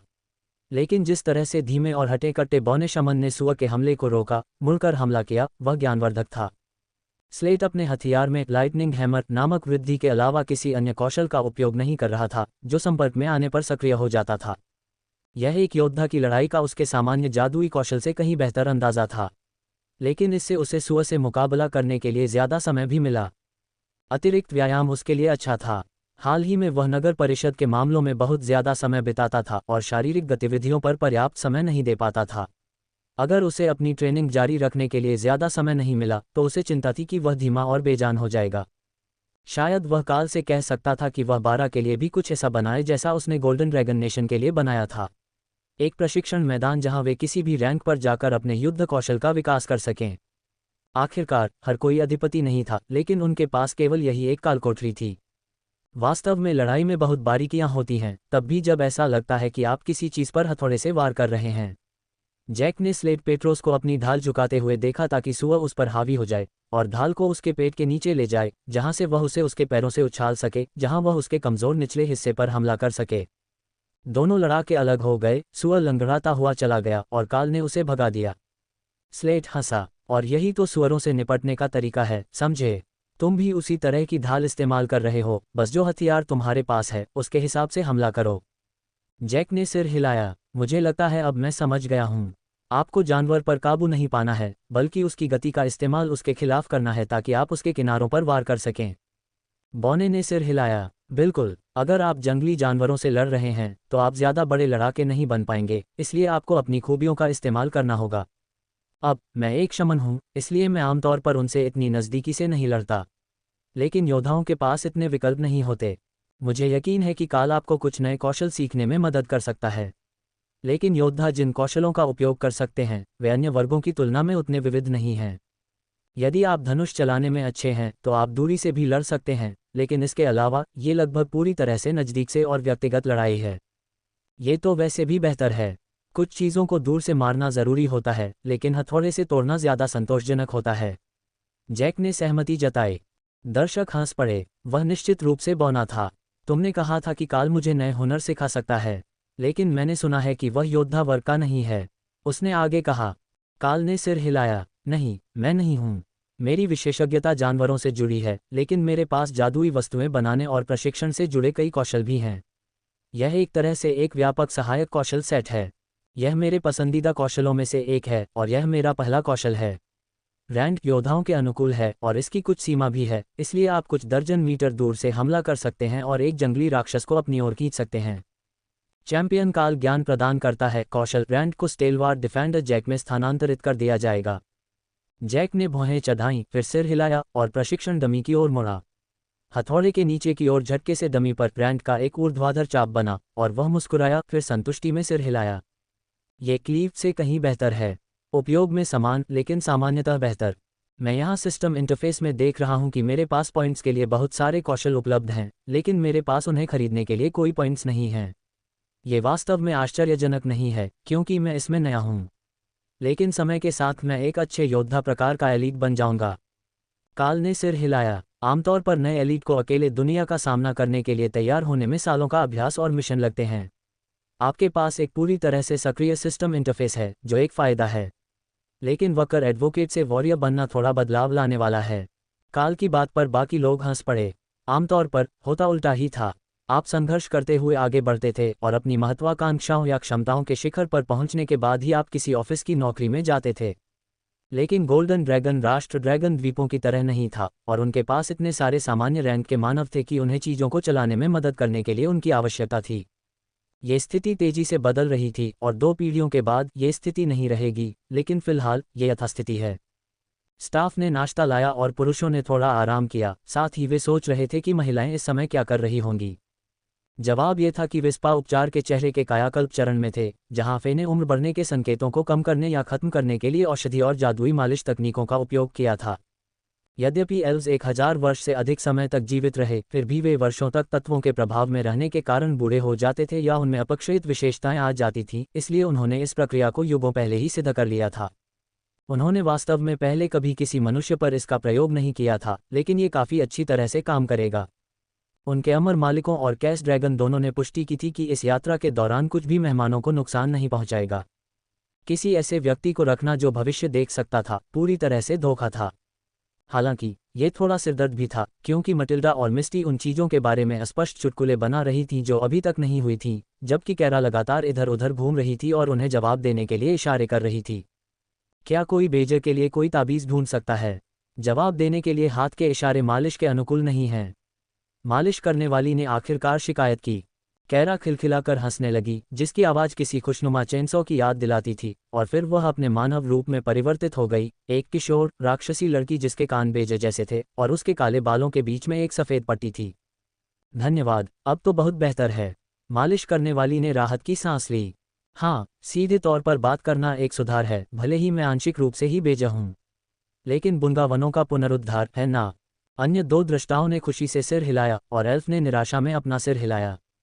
उनके लिए सब कुछ किसी न किसी प्रकार का अंदरूनी मजाक या अस्पष्ट संदर्भ था, क्योंकि वे सभी उन चीज़ों के बारे में बात कर रहे थे जो उन्होंने स्वप्न में देखी थीं या किसी अलग समय पर देखी थीं। संभवतः एक अलग समय रेखा भी हो सकती है। मिस्टी ने कैरा की तरफ भौहें चढ़ाईं। क्या तुम सच में नहीं चाहती कि मैं भविष्य में होने वाली घटनाओं को बदलने में तुम्हारी मदद करूं? यह मुश्किल नहीं होगा। मटिल्डा ने कंधे उचका दिए। कुछ चीज़ें अपरिहार्य होती हैं। इसके अलावा अगर उसने देवताओं को परखने का मौका ठुकरा दिया तो वह कैसी अराजकतावादी बेजा होगी। कैरा ने सहमति में सिर हिलाया और उसके सिर की मालिश कर रहा एल्फ भयभीत हो गया। वह ऐसा नहीं करेगी, है ना? ये तो पागलपन था, मानो ईश्वरीय दंड की भीख मांग रही हो। लेकिन दाना को पता था, यदि यह जानने का मौका मिले कि ईश्वर का स्वाद कैसा होता है तो कैरा 100% ऐसा करेगी, सिर्फ ये बताने के लिए कि उसे इसका उत्तर पता है। जब सभी लोग प्रशिक्षण और अभ्यास से थक गए तो वे स्थानीय पेय पदार्थों का स्वाद लेने के लिए पब में चले गए। बारटेंडर ने उनके सवाल पूछने का इंतजार नहीं किया और बैठते ही सबके लिए पहला ड्रिंक तैयार कर दिया। उनके आने से पहले से ही उनके ऑर्डर के आधार पर उसे पहले से ही पता था कि सबको क्या पसंद है। शादी के लिए रिजॉर्ट पूरी तरह से बुक था तथा इसमें सभी सुविधाएं शामिल थीं, इसलिए उन्हें जो भी शराब चाहिए थी उसे न देने या उनके ऑर्डर करने का इंतजार करने का कोई अच्छा कारण नहीं था। कुछ जवाब तो साफ थे। क्रोधी राक्षसों के लिए मसालेदार रम, बौनों के लिए एल। लेकिन कुछ जवाब उतने साफ नहीं थे। बारटेंडर को पता नहीं था कि इंसान शराब के अलावा और क्या पीते हैं, लेकिन इंसान की गंध कुछ हद तक बौनों जैसी थी, तो शायद उसे एल पसंद थी। बारटेंडर ने यही कहा, भले ही वह आधा बौना ही क्यों न हो, फिर भी उसे फेडवार्फन एल की सराहना करनी चाहिए। लिथियम खदान के खनिक उस तेज पे से परिचित थे। वे नियमित रूप से हनी मीट बनाते थे और हर बसंत में मेपल सैप रम की एक नई खेप लाते थे। लेकिन जिस चीज़ से वे अपरिचित थे वह थी ड्वार्फन एल जैसी परिष्कृत पेय। स्वाद, वो जादू, कुल मिलाकर असर। उसने पहले जो भी चखा था उसकी तुलना उस पहली घूंट से नहीं की जा सकती थी। ये तो बिल्कुल अद्भुत है। मुझे तो ये भी नहीं पता कि यह किस चीज़ से बना है, लेकिन हमें शायद इसे खदानों के पास लगाना पड़ेगा। जैक ने आह भरी। बॉ ने उसकी प्रतिक्रिया पर हंसे, फिर सहमति में सिर हिलाया। तुम्हें किसी और की ज़रूरत होगी जिसे थोड़ा और प्रशिक्षण मिला हो। बौने की शराब सचमुच एक जादुई शराब है। तुम इसे सिर्फ पारंपरिक उपकरणों से नहीं बना सकते, लेकिन आपके महाद्वीप की शक्ति के स्तर में वृद्धि के साथ आप वास्तव में कुछ ऐसे लोगों को ढूंढने में सक्षम हो सकते हैं जो एक नई शराब की भट्टी स्थापित करने के लिए स्थानांतरित होने के लिए तैयार हैं। इसमें प्रयुक्त सामग्री असामान्य नहीं है, बस इसे उत्तम तरीके से बनाने के लिए कौशल की आवश्यकता है। फे मेज़बानों ने मुस्कुराते हुए सभी के लिए पे का दूसरा दौर परोसा। हाँ, यहाँ तक कि फे दायरे में भी जहाँ बौनों के पूरे राष्ट्र हैं, एक सच्चे ब्रूमास्टर को ढूंढना मुश्किल है। हालांकि जहाँ तक मुझे याद है ये कभी आपके ग्रह के लिए एक वर्ग विकल्प था। व्यवस्था आपके लोगों को जो लाभ देती है वे बिल्कुल अनुचित हैं। मेरी एक चचेरी बहन स्कूल में फेल होने के बाद वहां गई थी, इस उम्मीद में कि उसे वहां इतना लाभ मिलेगा कि वह अपने साथियों के बराबर पहुंच सके। खाना परोस रहे ड्रार्ड्स में से एक ने सहमति जताई। ये कितने समय पहले हुआ था? काल ने पूछा। हम बच्चे थे और दोनों दुनियाओं के बीच का समय वास्तव में मेल नहीं खाता। फे क्षेत्र अलग अलग ढंग से बदलता रहता है, लेकिन मेरा अनुमान है कि आपकी दुनिया में ये लगभग 15,000 साल पहले की बात है। उसने जवाब दिया। जैक का गला घुटते हुए खांसने लगा। तुम 15,000 साल के हो? ड्रॉइड ने सिर हिलाया। 9,000 से थोड़ा ज्यादा, लेकिन जैसा मैंने कहा, समय सीमाएं मेल नहीं खातीं। फेलोक में ड्रॉइड तब तक नहीं मरते जब तक उनका स्पिरिट ट्री जीवित रहता है। जब तक उन्होंने एक अच्छा स्पिरिट ट्री चुना है और वह किसी घातक बिजली गिरने या किसी अन्य त्रासदी के दुर्भाग्य से ग्रस्त नहीं होता, स्पिरिट ट्री आमतौर पर लगभग 10,000 साल तक जीवित रहते हैं। छोटे उड़ने वाले फे में से एक ने बताया। सवर ने सिर हिलाया। मैं अब अपने आखिरी 1000 में हूँ शायद। मेरा स्पिरिट ट्री बहुत बड़ा है और उसके चारों ओर एक पूरा शहर बसा हुआ है। लेकिन इतने लंबे समय के बाद जादू फीका पड़ने और बदलने लगता है। लेकिन मैं शिकायत नहीं कर सकता, मेरा अनुभव बहुत अच्छा रहा है और मैंने अपने जीवन में हर वह काम पूरा किया है जो मैं करना चाहता था। जैक असमंजस में गुनगुनाया। देखिए, मेरे घर में सवर एक निम्न सामाजिक स्तर का काम है, इसलिए मुझे लगता था कि बुढ़ापे में सवर की नौकरी करने वाले को बहुत पछतावा होगा। सभी फे हंस पड़े। हम में से कोई भी यहाँ पैसे के लिए नहीं है। वे हमें अच्छा वेतन देते हैं, लेकिन हम यहाँ इसीलिए नहीं हैं। यहाँ काम करने वाले सभी लोग या तो इसी रिजॉर्ट में पैदा हुए हैं या फिर नए तरह के लोगों से घुलने मिलने की चाहत पूरी करने आए हैं। हमारा ड्रॉइड दोस्त लगभग 100 साल पहले इसीलिए यहाँ आया था, नन्ही फे ने समझाया। काल ने शहद मिला नारियल का दूध का एक कटोरा रखा जो उन मेहमानों के लिए परोसा गया था जो इसे नहीं पीते थे, और तियान नाश्ते के लिए मेज पर आ गया। क्या ये स्टोनफर दिव्य लोमड़ी है? वे विलुप्त नहीं हो गई हैं? फेसवर ने छोटे से सफ़ेद रोएदार गोले को देखकर चौंकते हुए पूछा। सच में, वह है, लेकिन वे विलुप्त होने से कोसों दूर हैं। मैंने सुना है कि कम से कम 1 दर्जन और ड्रैगन द्वीप समूह में अभी भी जीवित हैं। उसकी मान पर हमला हुआ था और उसके बाकी रिश्तेदार खो गए थे, लेकिन हमारी दुनिया में कुछ और भी बचे हैं, काल ने समझाया। छोटे फेतियान से मंत्रमुग्ध थे और लगातार कटोरे को शहद के दूध से भरते रहे जब तक कि छोटे लोमड़ी ने डकार नहीं ली, फिर आह भरी और अपनी तरफ लुढ़क गया, दूध पी लिया और नींद में था। यह उनके लिए संकेत था कि वे ब्रश निकालें और उस रोएदार छोटी लोमड़ी को सजाना शुरू करें। आप ढीले फर के पीछे हैं, है ना? काल ने कोमल सौंदर्य प्रक्रिया को देखते हुए पूछा। छोटी परियों ने सिर हिलाया। ये बहुत बढ़िया सामान है और दिव्य लोमड़ी का फर लगभग किसी भी तरह की परी या पवित्र जादू को धारण कर सकता है। इसके अलावा ब्रश करना एक हल्की मालिश जैसा है। तियान ने सहमति में सिर हिलाया। ग्रूमिंग वाकई आरामदायक थी। इसके अलावा उन्होंने उसे एक प्यारा सा ब्रेडेड मोहॉक दिया था। काल ने कंधे उचका दिए। खैर, कोई नुकसान नहीं, कोई गड़बड़ नहीं। लगता है तियान का जादू यहाँ भी अच्छा असर कर रहा है। मुझे देखना होगा कि क्या वह बाहर रहना चाहता है ताकि वह फे दायरे के जादू को आत्मसात कर सके और शायद दुनिया को थोड़ा और समझ सके। आखिरकार, वह अभी भी बहुत युवा है। इस टिप्पणी पर थोर हंस पड़े। समूह के बाकी सभी सदस्य काफी तेजी से परिपक्व हुए थे, लेकिन टेसा के साथ उनके अध्ययन के अनुसार स्टोनफर फॉक्स को वयस्कता तक पहुंचने में आमतौर पर 1 सदी लगती है। तो भले ही तियान सामान्य से कहीं ज्यादा तेजी से बढ़ रहा हो, फिर भी उसे किशोर होने में कई साल लग सकते थे। कम से कम शारीरिक रूप से तो उसकी शक्ति बहुत अच्छी तरह बढ़ रही थी। फे को काम करते देखना और उन्हें पीते हुए देखना बहुत मनोरंजक था। लेकिन ये छोटे जीव सिर्फ तियान तक ही सीमित नहीं थे। एक बार जब लोमड़ी को सुला दिया गया और उनके मानक के अनुसार तैयार कर दिया गया, तो उन्होंने बौनों के बाल और दाढ़ी बनाना शुरू कर दिया और उन्हें पूर्णता तक तैयार किया। फे मैजिक और छोटे हाथों की वजह से कोई भी बाल बिखरा हुआ नहीं था, जिससे शादी समारोह के लिए सभी को तैयार करने में बहुत समय की बचत होती थी। यह अगले दिन दोपहर के लिए तय किया गया था, क्योंकि अधिकांश मेहमान केवल कुछ ही दिन रुक सकते थे और बौनों की दाढ़ी बिना किसी समस्या के कम से कम इतनी लंबी चोटी बनाए रख सकती थी। किसने सोचा था कि बौने इतने स्टाइलिश हो सकते हैं? लॉर्ड द्रोद ने पूछा जब फे मेहमानों को सजाने में लगे थे, जो उन्हें अपनी इच्छानुसार काम करने देने में खुश थे जब तक कि यह उच्च गुणवत्ता वाली शराब आती रही। अमर शासक आज़ोव हंसा। तुम्हें अंदाजा भी नहीं है, एक ज़माने में पहाड़ी बौनों के पास हमलावरों के पूरे कबीले थे जो प्रभावशाली दिखने के लिए बहुत मेहनत करते थे। पहाड़ी बौने हमेशा से इससे कम चिंतित रहे हैं और चमकदार टैटू और युद्ध के रंग की बजाय सुनहरे आभूषणों को ज़्यादा पसंद करते हैं। लेकिन यह निश्चित रूप से बौनी संस्कृति का हिस्सा है। वहाँ इकट्ठा हुए कुछ बौने हंस पड़े। पहाड़ी बौने अब भी पुराने फैशन के कपड़े पहनते थे, लेकिन पहाड़ी बौनों के हमलावरों का ज़माना अब बहुत पीछे छूट गया था। एक बार जब जादू सतह से लुप्त हो गया, तो पहाड़ी बौनों ने भी अपने जादू को यथासंभव सुरक्षित रखने के लिए अपना अधिकांश जीवन भूमिगत रहने में बिताया। इससे उनकी संस्कृति पूरी तरह बदल गई। शायद हमें कुछ पुरानी परंपराओं को वापस लाना चाहिए। मुझे लगता है कि थोड़ा और फैशनेबल होने से लोगों को बौनों के बारे में बेहतर धारणा मिल सकती है। स्लेट ने मजाक किया। फे हंसी। अगर आपको सही बौने टैटू चाहिए तो हमारे यहाँ बौने टैटू कलाकार हैं। काल ने उनकी बातचीत की ओर मुंह मोड़ लिया।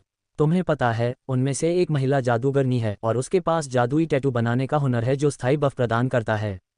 तुम्हें देखना चाहिए कि क्या वह घर लौटने से पहले तुम्हारे टैटू कलाकारों से मिलना चाहती है। मुझे यकीन है कि वह इस कौशल को जानना पसंद करेगी। ड्रार्ड्स में से एक जादू से धड़क उठा और फिर एक सेकंड बाद वह मुस्कुराया। महिलाओं के पास 2 स्वयंसेवक हैं जो जादुई टैटू बनाना सीखना चाहती हैं। डायन डॉक्टर का नाम मोर्गाना है और रक्त विनाशक राक्षसी मकड़ी का नाम रे ब्लडबाथ है। काल ने अपनी आंखें घुमाईं जबकि तियान नींद में हंसने लगा। बेशक, राय को ऐसी कला में रुचि होगी जिसमें प्रति सेकंड सैकड़ों बार लोगों को छुरा घोंपा जाए। कैरा को भी इस कला में दिलचस्पी थी, इसलिए नहीं कि इसमें छुरा घोंपना शामिल था, हालांकि वह मज़ेदार था, बल्कि इसलिए कि यह जीवित प्राणियों पर भित्तिचित्र था। कैरा के मन में जादुई टैटू के लिए भुगतान करने वाले ग्राहकों को लेने का कोई विचार नहीं था। लेकिन कई लोगों के मन में बेहोश या लकवाग्रस्त लोगों पर अपनी इच्छित डिज़ाइन का टैटू बनाने के विचार आते हैं। एकमात्र चीज़ जो उसे रोक सकती थी वह ये थी कि उसके लिए अपने प्राकृतिक रूप में टैटू गन को ठीक से पकड़ना असंभव था और वह अभी भी मानव जैसा बनना पसंद नहीं करती थी। उसका वर्तमान रूप प्यारा था, लेकिन यह एक छद्मवेश जैसा लग रहा था, न कि उसका एक वैकल्पिक संस्करण जैसा कि अन्य लोग उसे देखते थे। थॉर को उसका मानवीय रूप विशेष रूप से पसंद था, जबकि राय को उसका रूप एक आंतरिक गुप्त रूप या एक गैर लड़ाकू रूप ज़्यादा लगता था। यह उसके प्राकृतिक रूप की तुलना में कम युद्ध क्षमता वाला था, लेकिन घर के अंदर जैसी छोटी जगहों पर बेहतर ढंग से चल सकता था। दूल्हे के लिए टोस्ट। आज़ोव ने अपना टैंकर्ड ऊंचा उठाते हुए घोषणा की। दूल्हे के लिए, आप ड्रैगन द्वीप समूह के अगले मिथिक चैंपियन बने। पुरुषों ने उत्तर दिया, जबकि काल ने अपना मग उठाया और शराब पीने से पहले विनम्रता से झुक गया। पुरुषों का जश्न महिलाओं के जश्न से काफ़ी अलग था। जहां पुरुष धीरे धीरे ज्यादा नशे में धुत होते गए और युद्ध की कहानियां सुनाने लगे, वहीं महिलाएं धीरे धीरे ज्यादा लाड़ प्यार और आलसी होती गईं। दाना को पूरा विश्वास था कि उसके शरीर में ऐसी कोई मांसपेशी नहीं थी जिसमें इस समय कोई तनाव हो, और उसकी त्वचा आंतरिक ऊर्जा से चमक रही थी, जिसके बारे में उसने सोचा भी नहीं था कि यह किसी मानव के लिए संभव है। सच तो यह है कि ऐसा नहीं था, लेकिन दाना ने यह नहीं सोचा था कि उसकी उन्नति का उस पर सिर्फ कुछ नए कौशल देने और उसका राक्षसी रूप बदलने से कहीं ज्यादा गहरा असर होगा। दिव्य लोमड़ी का जादू अब उसके शरीर की हर कोशिका का हिस्सा था, उसके अस्तित्व का अभिन्न अंग। इसलिए जबकि वह स्वयं को 100% मानव मानती थी, फे के दृष्टिकोण से, जो ऐसे परिवर्तनों के प्रति अधिक संवेदनशील थे, ये बात सही नहीं थी। और जब वे उसे आराम देने और तरोताजा करने के लिए उसके शरीर में फे जादू का प्रयोग कर रहे थे, तो वह दिव्य लोमड़ियों के जादू को अधिकाधिक प्रदर्शित करने लगी थी, जो उसके मानव वंश द्वारा बंद कर दिया गया था और उसे इसका उचित उपयोग करने के प्रशिक्षण का अभाव था। पिछले पुनरुत्थान के बाद के वर्षों में उसकी दुनिया बहुत कुछ भूल चुकी थी, लेकिन फे क्षेत्र में ऐसी कोई घटना नहीं हुई, और कर्मचारियों में भी कई लोग इतने बूढ़े थे कि पिछले पुनरुत्थान के समय जीवित रहे। वे मिश्रित रक्त वंश को उचित रूप से व्यक्त करने के बारे में मानवता से कहीं अधिक जानते थे। कैस ड्रैगन, जो अनादिकाल से फे के मित्र थे, वे ये सुनिश्चित करने के लिए अपनी पूरी कोशिश करेंगे कि यह विवाह सफल हो तथा प्रत्येक अतिथि को अपने प्रवास से कुछ न कुछ लाभ मिले। चाहे वह कुछ बड़ा हो या छोटा, इससे कोई फर्क नहीं पड़ता था। महत्वपूर्ण ये था कि वे अपनी दुनिया में फे लोक का एक स्पर्श वापस लाएं। इससे धीरे धीरे दोनों के बीच फिर से जुड़ाव स्थापित होगा, वास्तविक फे मान के जरिए नहीं, बल्कि लोगों के मन के जरिए। फे के प्रति लोगों का जितना अधिक स्वागत था, उतनी ही आसानी से दोनों दुनियाओं के बीच की दीवार को तोड़ा जा सकता था। यही वह घातीय सुरक्षा कार्य था जो फे क्षेत्र की सुरक्षा में अंतर्निहित था। कुछ दुनियाएं उन्हें कभी स्वीकार नहीं करेंगी और कभी भी उस बाधा को पार नहीं कर पाएंगी। कुछ दुनियाएं तो बस एक विचार से ही पार हो सकती हैं। शराब पीने और जश्न मनाने का दौर देर शाम तक चलता रहा, लेकिन काल को ज्यादा चिंता नहीं थी। समारोह दोपहर के मध्य तक शुरू नहीं हुआ और पुरुषों को महिलाओं की तुलना में तैयार होने में अधिक आसानी हुई। राय की मेहरबानी से उनके पास शादी के लिए पहले से ही कपड़े थे। फे स्टाफ के सदस्यों को उन्हें शादी के लिए तैयार करने के लिए नियुक्त किया गया था और नाश्ते का भी समय तय हो गया था। इसलिए उन्हें अंधेरा होने के बाद कमरे में आने या अगली सुबह दाना को जल्दी जगाकर अपने कमरे में निजी गर्म पानी के झरने का आनंद लेने के बारे में जरा भी दोषी महसूस नहीं हुआ। दरवाजे पर तेज दस्तक के बाद कमरे में 3 छोटी बच्चियां प्रकट हुईं। लॉर्ड्स, दाना को उठाने और तैयार करने में मदद के लिए बटन और मिस्टी को साथ लाया था। या शायद मिस्टी अन्य दो को साथ लेकर आई थी, क्योंकि उन्होंने दरवाजे का उपयोग नहीं किया था, बल्कि वे स्वीट में टेलीपोर्ट हो गए थे। उठने और चलने का समय आ गया है। अच्छा, आपने कपड़े नहीं पहने हैं, इसलिए आपको कपड़े उतारने की ज़रूरत नहीं है। हम बबल बाथ के लिए विशेष बबल्स लाए थे, लेकिन हमें बताया गया है कि हमें गर्म झरनों में उनका उपयोग करने की अनुमति नहीं है। लोट्स ने घोषणा की। काल हंसते हुए उठा और एक जोड़ी शॉर्ट्स पहन लिए। लगता है अब समय आ गया है। मैं सज्जनों से मिलने जाऊंगा और तैयारी शुरू करूंगा। अगर आपको मेरी मदद के लिए किसी की ज़रूरत हो तो मुझे बताएं। लोट्स ने हाथ हिलाया। सब लोग जल्द ही यहाँ आ जाएंगे। अच्छा है कि स्वीट इतना बड़ा है, वरना नहाने के बाद हमें कहीं और जाना पड़ता। काल ने निराशा में अपना सिर हिलाया जब डाना ने प्रकृति पादरी पर एक अतिरिक्त तौलिया फेंका और फिर स्नान करने के लिए चली गई। शुभकामनाएं, देवियों। इसके बाद काल नाश्ता ढूंढने के लिए निकल गया और उन्हें शादी के दिन की दुल्हन की तैयारियों में व्यस्त छोड़ दिया। उन्होंने हर विवरण की योजना पूरी कर ली थी, लेकिन अब जब रे ने रिजॉर्ट में काम करने वाले कर्मचारियों को देख लिया था तो वह शादी के लिए उनकी सभी वर्दी बदलना चाहती थी। आज सुबह उसे 2 बार बताया गया कि यह संभव नहीं है, क्योंकि यदि आप परियों को राक्षसी मकड़ी के रेशम में लपेटेंगे तो उन्हें घबराहट के दौरे पड़ेंगे, लेकिन वह इस समस्या से निपटने का रास्ता खोजने के लिए दृढ़ थी। दाना की तैयारियों की अराजकता के विपरीत पुरुष पक्ष लगभग सैन्य दक्षता वाला था। जब काल स्थल की जांच करने के लिए पहुंचे तो उन लोगों के एक हाथ में चेकलिस्ट थी, दूसरे हाथ में नाश्ते के लिए बरिटोस, और वे मटिल्डा द्वारा उनके लिए छोड़ी गई योजनाओं के अनुसार हर विवरण की जांच कर रहे थे या अंतिम कुछ वस्तुओं को ला रहे थे जो रिजॉर्ट की सूची का हिस्सा नहीं थीं। सज्जनों, क्या मैं आपकी कुछ मदद कर सकता हूँ? काल ने पूछा। अभी कुछ नहीं, बस कुछ खा लो और फिर नाई और स्टाइलिस्ट के लिए तैयार हो जाओ, लॉर्ड द्रोद ने समझाया। जब काल आया तो डेव, राज और ह्यूगो सभी मेज पर थे और उन्होंने सुबह के लिए साधारण कपड़े पहन रखे थे। कैस ड्रैगन ने हमारे लिए दोपहर में स्पा बुक कर दिया था ताकि हम सब कार्यक्रम के लिए तैयार रहें। हमें अच्छा दिखने की ज़रूरत क्यों है मुझे नहीं पता, लेकिन हम दिखेंगे, डेव ने बताया। काल हंसा। क्या पत्नी और बच्चे यहाँ हैं, या सिर्फ तुम ही इस यात्रा पर थे? कारा ने मेरी पत्नी को बच्चों के साथ आने के पक्ष में तर्क करने की कोशिश की, लेकिन मैंने योजना बनाई कि वे उसकी माँ से मिलने जाएं। बेजरों को अपने खिलाफ साजिश रचने देना कभी अच्छा नहीं होता, इसलिए जब वे किसी चीज़ को लेकर बहुत ज़्यादा उत्साहित हो जाएं, तो आपको उनके लिए कोई और योजना बनानी होगी जिससे वे उत्साहित हो जाएं, डेव ने समझाया। ह्यूगो हंसा और काल ने देखा कि एनाबेले, वही मिथिक जादूगरनी जिसे राय ने एक आइडल ड्रेस दी थी, राज के साथ बैठी थी। वे दोनों एक ही गिल्ड में नहीं थे, तो शायद यही उसकी इवेंट डेट होगी। राज ने काल की नज़रें देखकर उसे आंख मारी। निमंत्रण में 1+1 भी शामिल था। ह्यूगो का भी यहीं कहीं 1+1 है, पर मुझे लगता है वो अभी भी सो रही होगी। जिस रेस्तरां में उन्होंने नाश्ता करने के लिए चुना था वह शादी के लिए आए मेहमानों से तेजी से भर रहा था, जिनमें से अधिकांश लोग या तो रिजॉर्ट के वस्त्र पहने हुए थे या फिर शादी के लिए तैयार होने से पहले गर्म पानी के झरनों में सुबह बिताने की तैयारी में स्विम शॉर्ट्स पहने हुए थे। एक त्वरित निरीक्षण में पाया गया कि डेविस, एशब्रिंगर और वैंडी, ओनी प्रशिक्षु रूनक्राफ्टर, सभी कोने में एक मेज पर बैठे बातचीत में तल्लीन थे, जबकि मिक बुफे में था और नाश्ते के लिए फे वाइन या जूस के बीच उलझन में था। काल ने अभी यह जांचना समाप्त ही किया था कि परिवार के सदस्यों के नाम प्लेट सही हैं या नहीं, तभी अमर रैंक के लोगों का एक छोटा समूह वहां आ पहुंचा। टोटेम काल, आपकी शादी की बधाई। सर्वोच्च महिला ने हमें आमंत्रित किया है, उनमें से एक ने समझाया। आह, स्वागत है, सुप्रीम लेडी के पुराने दोस्त, काल ने पूछा। अमर हंसा। आप हमें कुछ ऐसा ही कह सकते हैं। हम सब अलग अलग दुनियाओं में डार्कलाइट होस्ट के गिल्ड मास्टर हैं। इस बात ने सबका ध्यान खींचा। किस तरह के गिल्ड के कई ग्रहों पर स्थान थे, और वैसे भी ये काम कैसे करता था? क्या ये व्यवस्था सिर्फ उनके ग्रह तक ही सीमित नहीं थी? मैं देख रहा हूं कि हमने जितने सवालों के जवाब दिए हैं उससे कहीं ज़्यादा सवाल खड़े कर दिए हैं। खैर, मैं उनमें से ज़्यादातर का हल निकाल सकता हूं, क्योंकि ऐसा लगता है कि तुम्हारी दुनिया भूल गई है। अमर ने आगे कहा। धन्यवाद। हमारी दुनिया अभी अभी 10,000 साल के ऐसे दौर से गुजरी है जहां ले लाइनें सतह से इतनी नीचे थीं कि दुनिया के ज़्यादातर हिस्से उस सिस्टम तक पहुंच नहीं पा रहे थे। इसलिए आप कह सकते हैं कि अमर न होने वाले किसी भी व्यक्ति के लिए यह एक कठिन समय था, काल ने समझाया। ये सुनने में थोड़ा परेशान करने वाला लगता है। मेरी दुनिया में भी यही समस्या है, लेकिन यह अमरता और नश्वरता के बीच झूलती रहती है। इसलिए कुछ खास समय में अमर होना लगभग नामुमकिन है। यहाँ के अन्य लोग ज़्यादातर उन दुनियाओं में रहते हैं जिन्हें विश्व ड्रैगन ने अमर क्षेत्र में बिखेर दिया था।